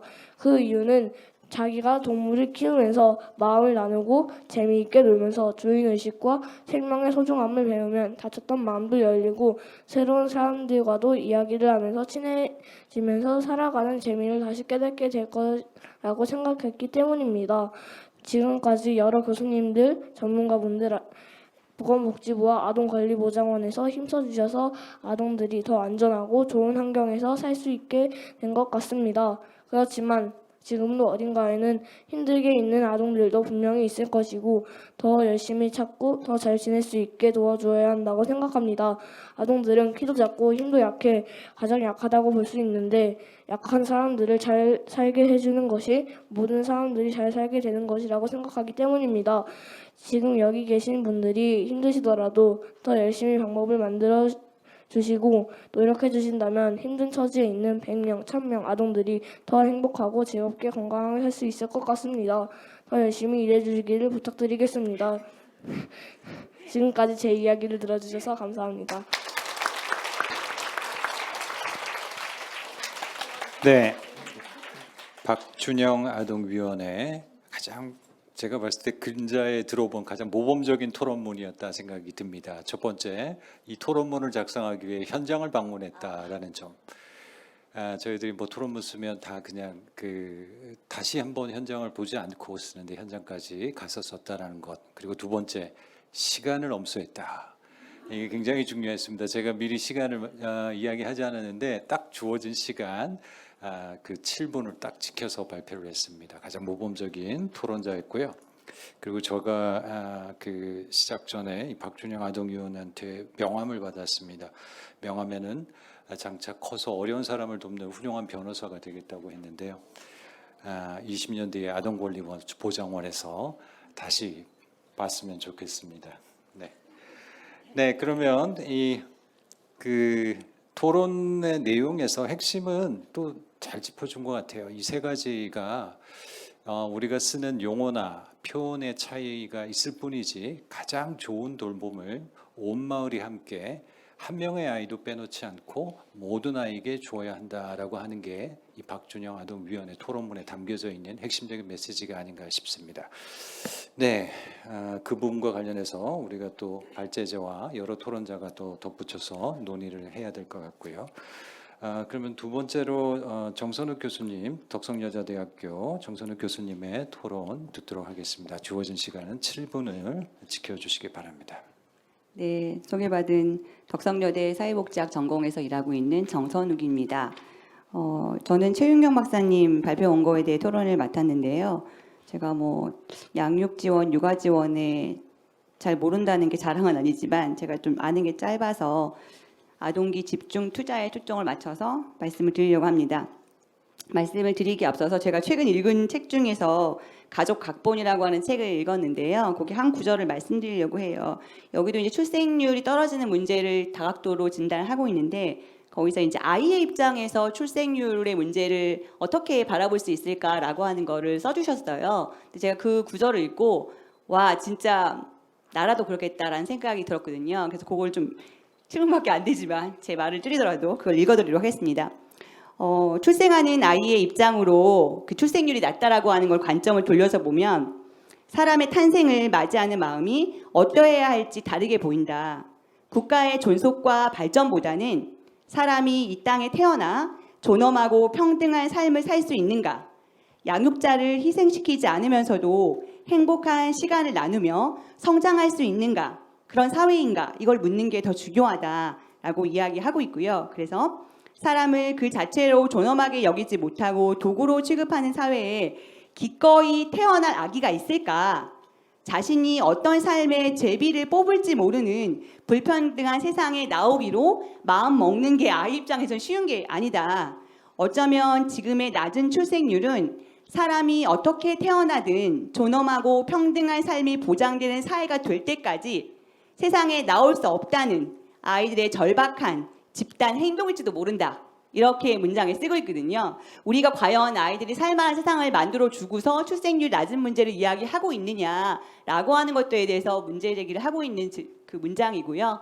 그 아이들 살만한 세상은 여러 가지가 있겠지만 불평등, 격차라고 하는 부분들이 제비뽑기에서 정말 운처럼 맡겨지는 것들이 아닌 보장되는 그런 사회가 되지 않을까라는 생각이 듭니다. 그래서 그런 차원에서 발제를 하려고 하고요. 아마 하여튼 발제하겠습니다. 네, 그래서 아동기 집중 투자가 중요하다. 그리고 이 아동기 집중 투자를 통해서 불평등을 해소할 수 있겠다라고 하는 것들에 대해서 다들 동의하실 거고, 국가도 드림스타트라고 하는 걸 통해서 복지부 사업으로 제안하면 드림스타트를 통해서 불평등 해소를 위해서 많은 노력을 했습니다. 드림스타트의 그 내용을 사업 목적을 보시면 취약계층 아동에게 맞춤형 통합 서비스를 제공하여 아동이 건강한 성장과 발달을 도모하고 공평한 출발 기회를 보장한다. 라고 되어 있고, 그걸 위해서 15년 동안 노력을 해오셨죠. 많은 분들이 애를 쓰셨습니다. 그래서 나아진 것도 굉장히 많이 있는데요. 정말 근데 얼마나 그 공평한 기회가 보장되었을까라고 하는 것들을 사실 뭐 단순하게 얘기할 수는 없긴 하지만, 그 행복이라고 하는 걸 중심으로 해서 아동기의 행복 격차가 나타나는 것들을 이제 통해서 과연 공평한 출발 기회가 어느 정도 보장되었는가라고 하는 걸 가늠해 볼 수 있을 것 같습니다. 이것도 뭐 데이터가 굉장히 많은데 제 발제문에 그 유민상 박사님께서 하신 것들을 가져왔는데요. 그림이 세 개가 있는데, 위의 그림은 이제 초등학생 소득에 따라서 그 삶의 만족에 대한 것들이 어떻게 나타나고 있는지, 오른쪽의 그림은 고등학생인데요. 소득이 낮은 경우, 그리고 또 격차가 더 크게 있고, 그리고 초등학생 때 격차가 고등학교 가서도 여전히 유지가 되거나 더 크게 나타난다라고 하는 것들을 보면, 이게 집중 투자가 많이 이루어졌지만 여전히 가야 할 길이 멀구나라고 하는 거를 알 수 있는 그림이고요. 그 밑에는 이제 비빈곤 아동과 빈곤 아동의 이제 행복도에 대한 반응들을 비교해 놓은 건데요. 전체적으로는 좋아졌습니다. 행복에 대해서 인식하는 점수가 좋아지긴 했지만, 그 좋아진 게 이제 비빈곤 아동은 좀 더 많이 좋아졌고, 물론 저소득층 아이 같은 경우에도 과거보다는 좋아진, 2013년보다는 2029년이 더 좋아진 게 있긴 하지만 여전히 낮은 점수 때 행복도에서 2점, 3점, 4점 이런 응답이 2점 정도의 응답을 보이는, 2, 3점 정도 응답을 보이는 아이가 많다라고 하는 거는 그동안 많이 노력을 했음에도 불구하고 했지만 더 앞으로 해야 될 일이 많구나라고 하는 거를 보여준다고 할 수 있습니다. 그래서 이번 정부에서도 워딩을 제가 그냥 그대로 가져왔는데요. 일반 아동과 취약 아동 간의 삶의 질, 만족도 격차를 줄여보겠다라고 하는 것들을 저번 4월 13일인가 4월 16일인가 발표한 아동정책에서 이야기를 했습니다. 그리고 그렇게 격차가 굉장히 중요하다, 격차가 문제가 심각하다, 이거를 해결해야 된다, 우려가 된다라고 하는 이야기를 했었고, 또 어떤 그 이야기도 있었냐면, 아동에 대한 보편적인 현금 지원 확대된 데 비해서 취약계층 아동에 대한 지원 수준은 정체되어 있다라고 하는 이제 문제도 제기를 하면서 격차 문제를 굉장히 중요하게 다루고 있습니다.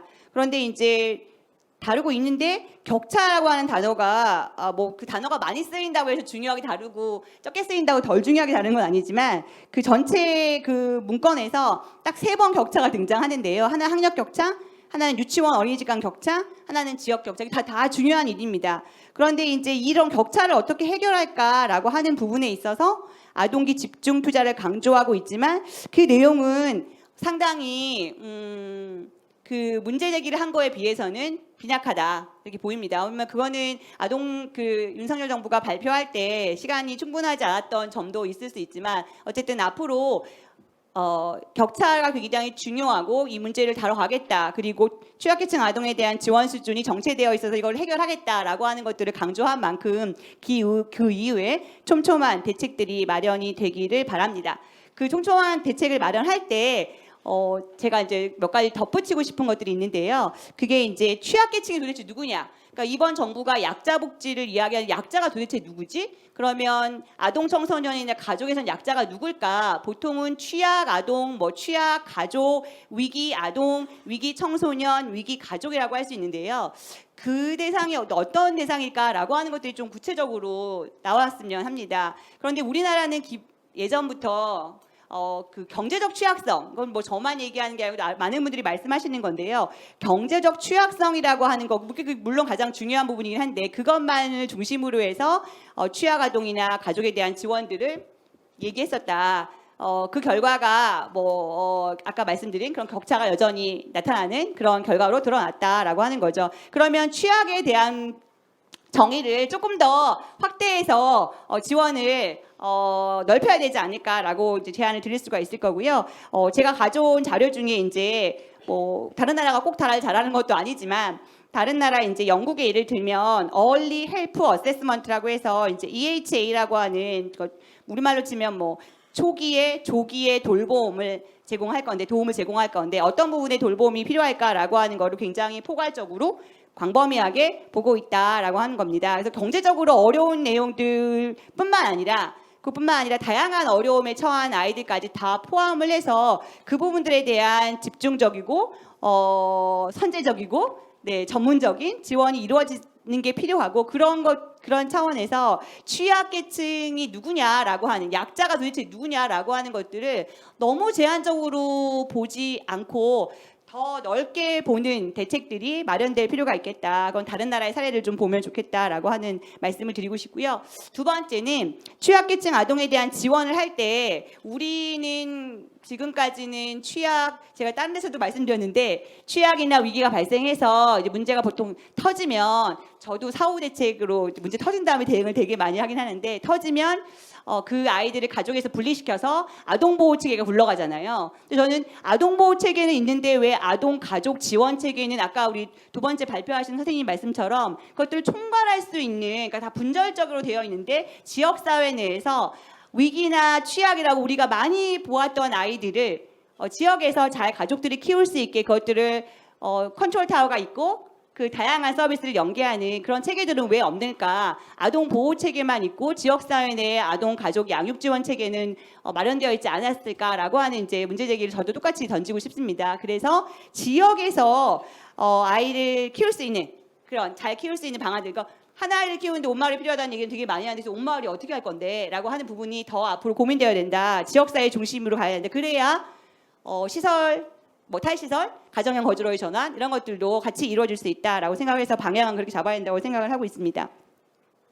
그리고 서비스가 우리가 지금 서비스가 되게 많으냐, 그러니까 저는 약간 이것도 고민인데 사례 관리는 되게 많은 거예요. 사례 관리는 네트워킹 되게 중요하고 연계, 그러니까 지금 있는 것들 잘 연계하는 거 중요한데 지금 아이들은 많이 바뀌었고 부모님들이 원하시는 것도 달라졌는데 그 원하는 거 욕구를 충분히 채워줄 수 있는 자원들이 서비스들이 지역에 있을까라고 하는 부분들에 이제 그런 얘기를 하면 사실 그런 서비스 인력들을 양성하는 교육기관의 책임을 같이 언급하지 않을 수가 없는데요.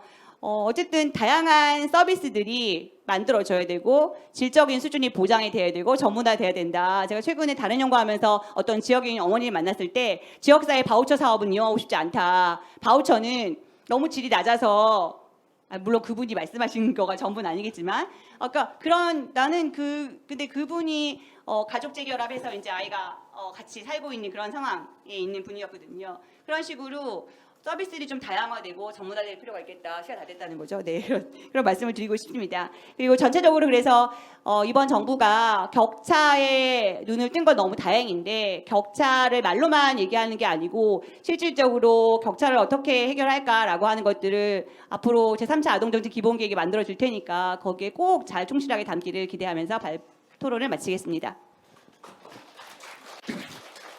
네, 정선욱 교수님의 토론이었습니다. 우리가 취약하다는 것을 경제적으로 어렵다, 그러니까 가난하다는 것과 동의어로 그동안 많이 써왔지만 이제는 그 취약함의 범위를 좀 더 확장시킬 필요가 있다라고 하는 것이 가장 와닿는 메시지가 아니었나 싶습니다. 네, 다음 토론자 분은 지역아동센터 충북지원단의 그 이창희 단장님께서 해주시겠습니다. 네, 부탁드리겠습니다.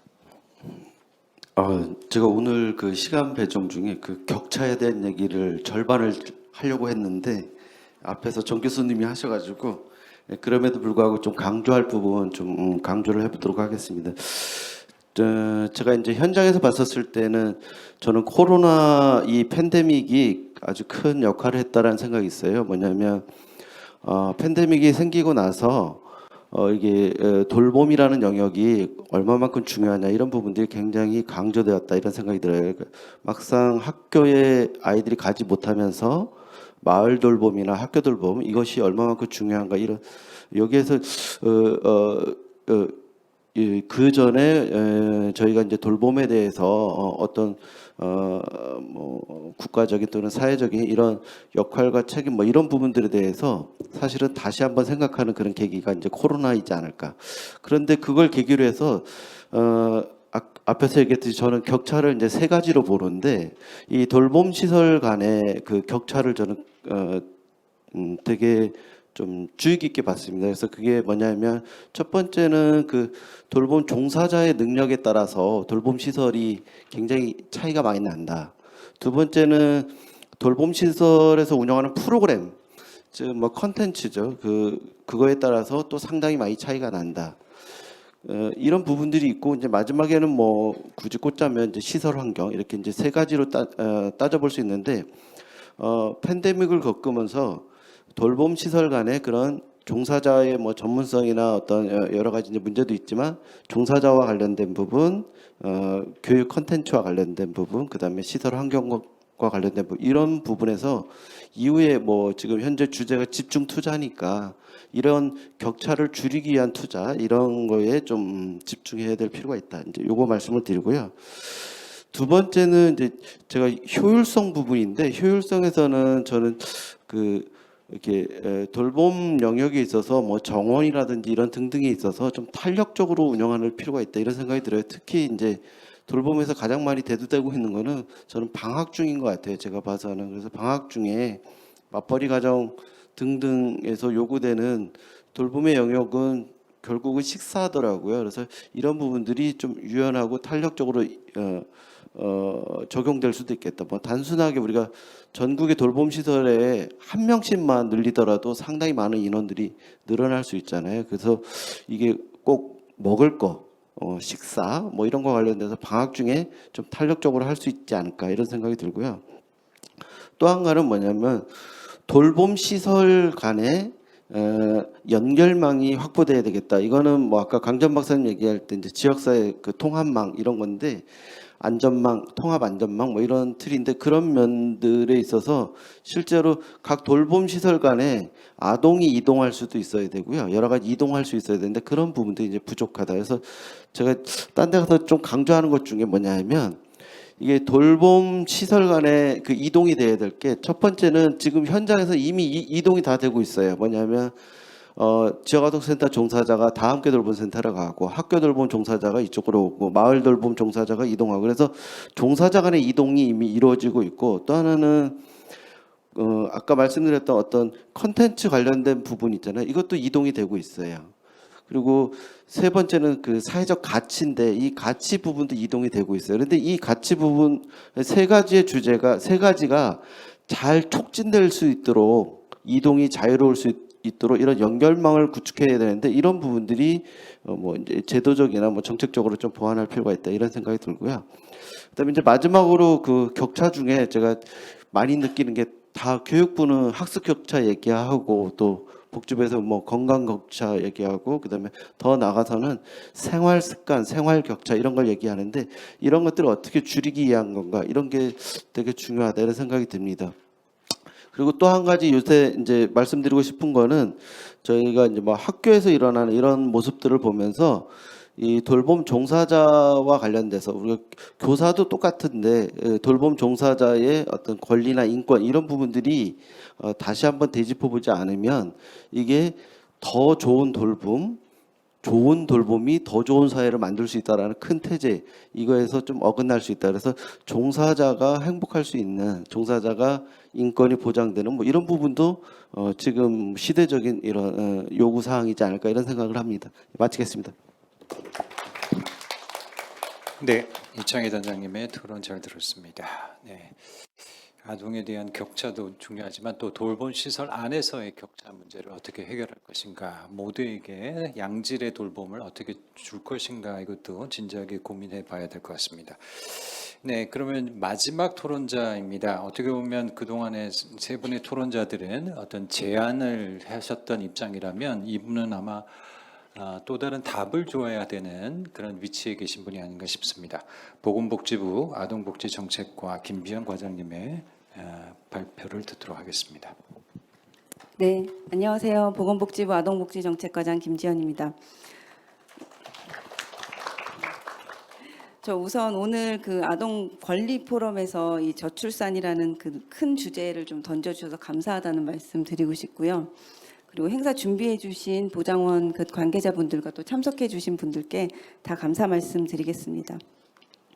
지난 그 원장님께서 지난 그 아동 권리 포럼에서 발제를 하셨다고 그랬는데 지난해 아동 권리 포럼은 사실 6번에 걸쳐서 아동 기본법이라는 하나의 그 권리 테마를 가지고 진행을 했었어요. 근데 이번 올해 포럼은 첫 그 1차 포럼이 저출산이고 다음에는 기후재난, 다 주제가 4번에 걸쳐 있는 주제들이 다 난해한 주제시더라고요. 그래서 이 토론을 계속 올 수 있을지 제가 좀 고민이 됐고 어떤 말씀을 드려야 되나 사실 굉장히 고민이 돼서 막 적었는데 아직 두서없이 지금 말씀을 드려야 될 것 같습니다. 오면서 지금 좀 생각해봤는데 이 아동 정책 과장으로서 제가 아동복지정책 과장이면서 제가 아동정책을 총괄하는 과장으로 업무 분장이 되어 있어요. 그래서 아동정책 총괄 과장이고 그리고 저출산 정책은 또 우리 저고위에서 총괄을 하고 계시는데 이 두 정책들을 한번 좀 보면 아동정책이라는 건 사실은 아이가 태어나서 잘 커서 자립할 수 있는 그 순간까지를 다 책임져야 되는 정책일 거라고 생각하면 굉장히 스펙트럼이 넓은 정책일 텐데 사실은 그동안 다루고 있는 아동정책은 그렇게 범위가 넓진 않았던 것 같아요.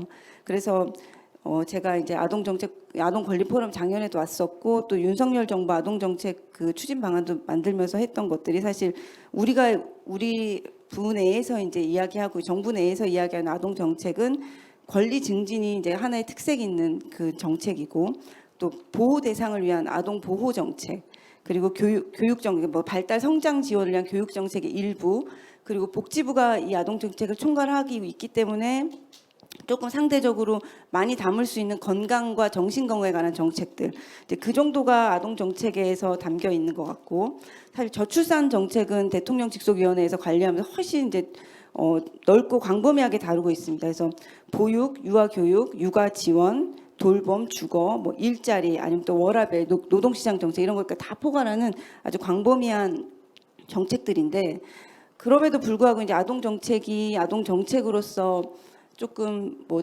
담지는 못했지만 그래도 존재 이유가 굉장히 있다고 생각되는 점은 사실 아동 관점에서 이 정책들을 담으려고 되게 의식적으로 노력을 하고 있는 정책들이 담기게 되거든요. 그래서 아동 관점에서 보면서 더 필요한 게 뭔가 이런 것들을 좀 찾아내면서 정책들을 수립하게 되고요. 또 저출산 정책 같은 경우는 또 그 의식이 부모와 엄마의 관점에서 아이를 좀 낳아서 키우기 위해서 좋은 게 무엇인가 이런 것들을 좀 고민하면서 정책들을 선별해내서 이제 다루게 되어서 사실은 같은 정책이어도 그 주어와 서술어가 달라지면서 뭔가 다른 용어로 좀 포장이 되고는 있습니다.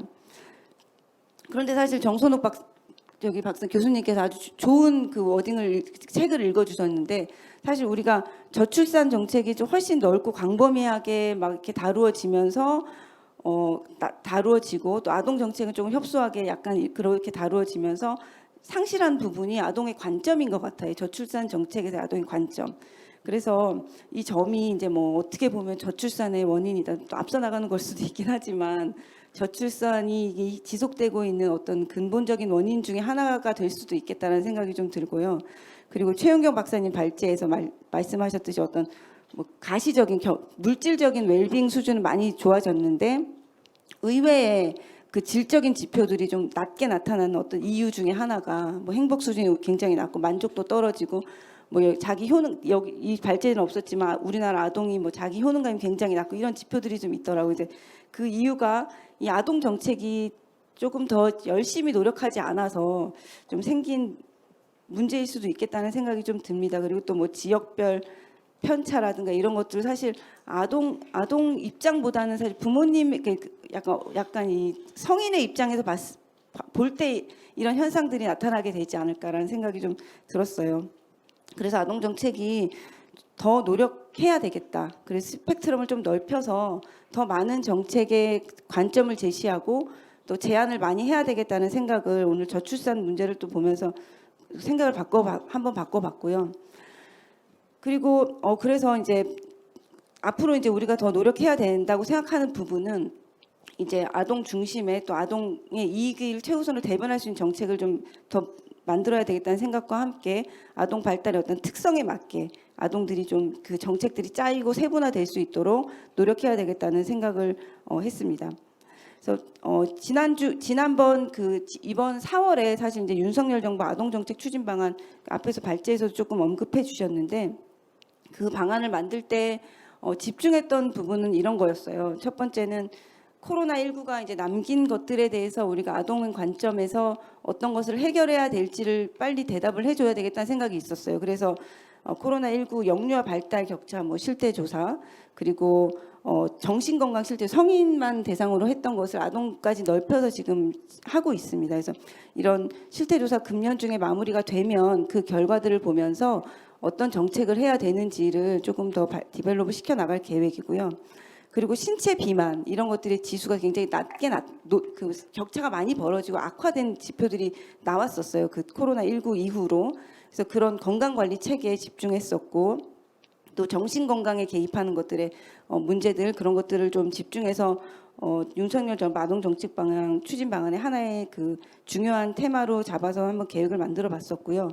그 두 번째는 취약 아동, 취약성의 개념을 넓히는 것도 굉장히 좋은 제안을 주셔서 또 이제 고민을 해봐야 될 것 같은데, 취약 아동 그리고 보호 아동, 그러니까 가정에서 적절하게 보호받지 못하는 그 아동들에 대해서 국가가 기본적으로 책임질 수 있는 체계를 만드는 데 집중해야 된다고 생각했어요. 그 부분은 사실은 기본적으로 확실히 해야 되는 국가의 역할이라는 인식이 좀 확실히 해졌으면 좋겠다는 생각이 있었고, 그래서 첫 번째는 출생 등록될 권리, 우리가 그것부터 보장해야 된다. 그 기본권적인 관점을 명확히 해서 그걸 보장해야 된다는 것과, 그다음에 건강하고 안전하게 태어날 수 있도록 지원해야 된다는 것, 그 권리도 그것도 역시 보장해야 된다는 생각이 있습니다. 그래서 최근에 이제 좀 그래도 법 개정이나 이런 건 진전이 있었습니다. 두 번째는 그 보호 대상 아동에 대해서 어떻게 국가가 책임지고 해줄 것이냐, 이것도 굉장히 기본 중의 기본이라고 저는 생각했었어요. 그래서 그 어느 글을 읽으니까 아이를 온전히 다 내 책임이라고 하는 그 책임감이 저출산의 원인이라는 얘기들이 많았고, 그리고 뭐 최근에도 계속 보도되고 있는 그 자녀 살해 후 그 사망한 그 자살하는 그 사건들의 그 근본적인 원인이 내가 죽고 난 후에 남겨진 아이의 삶의 비참함, 이런 것들에 대한 걱정이라고, 그분들의 행위를 옹호하는 것은 아니지만 그게 국가의 아동 보호 체계가 확실히 신뢰와 그런 것들 주지 못하고 있기 때문이라는 그 지적들이 많아서 그 부분들을 조금 선진화시켜 나가면서 발전시켜 나가야 되는 게 가장 기본적으로 챙겨야 되는 일이라고 생각합니다. 그래서 입양 체계 개편 그 입양법이 이제 통과됐으니 입양부터 좀 국가 책임을 전환시키면서 여러 가지 이제 그 아동 보호 정책들을 좀 발전시켜 나가야 될 것 같고요. 그리고 세 번째는 여전히 이제 그 사각지대들이 있는 것 같아요. 우리 강주현 박사님이 하고 있는 프로젝트 중에 또 위기가구, 돌봄 위기가구에 있는 아동들, 그러니까 뭐 그 아이이지만 가족을 돌보고 있는 그런 아동들이나 이런 것들 좀 사각지대에 있는 그런 정책들을 발전시켜 나가려는 그런 계획들을 담았습니다. 그리고 세 번째는 그 권리 증진, 어떤 독립적인 인격체로 존중받을 수 있도록 해야 된다. 그런 정책들을 담아서 그 윤석열 정부 아동정책 추진 방안을 발표를 했고 그것들을 좀 잘 해 나갈 계획이고요. 앞으로 이제 3차 아동정책 기본 계획에서 좀 반영하고자 하는 내용들 오늘 굉장히 많은 내용들을 주신 것 같아요. 그래서 돌봄에 관한 그 많은 제안들 시간이 다 얼른 마무리. 박준영 위원님께서 주신 제가 시간을 못 채울 줄 알았는데 시간이 넘었네요. 죄송합니다. 그래서 어른하고도 상담 안 받으면 어떡할 거냐. 그거 너무 좋은 얘기신 것 같아요. 정말 마음을 닫은 아이들은 어른하고도 이야기하고 싶어하지 않을 텐데 그걸 어떻게 할 건지 좀 고민해 봐야 될 것 같고요. 그리고 좀 더 격차 해소에 집중해서 우리가 정책을 할 수 있는 방법들 더 발전시켜 나가겠습니다. 네, 감사합니다. 시간 못 지켜 죄송합니다. 네, 감사합니다. 네, 무엇보다도 이제 보건복지부가 아동 관점, 아동 중심 그 동안에도 그것을 강조해 왔는데 앞으로의 이 윤석열 정부에서 이런 정책을 기대해 보도록 하겠습니다. 우리에게 남은 시간이 이제 그렇게 많지는 않은데 우리 그 발표해 주신 두 분의 박사님께서 한 1분 정도씩 추가로 뭔가 이야기하실 수 있는 시간을 좀 드리겠습니다. 네. 네, 토론 너무 잘 들었습니다. 제가 되게 큰 범위로 일반론에 가까운 얘기들만 했는데 좀 주요 내용 중에 빠져 있는 취약반 부분이라던가 또 아동정책 추진 방향에서 어떤 부분들이 논의됐는지 그 배경 설명을 들어서 앞으로 아동정책 범주와 스펙트럼 또 정책의 영향력이 커질 것이라고 그렇게 기대가 됩니다. 토론 잘 들었습니다.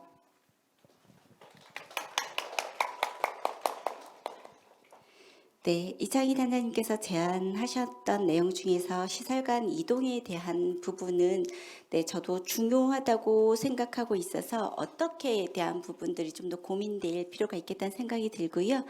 학습 격차와 건강 격차 다음으로 말씀하셨지만 사실 아동기에는 경험의 격차가 굉장히 중요하죠. 그걸 생활 문화의 격차라고 말씀하셨는데 그런 부분들이 조금 더 저희 지역아동센터나 이런 마을일봄에서 프로그램 단위로 좀 적극적으로 제공될 수 있는 그런 환경을 조성하는 게 필요할 것 같습니다.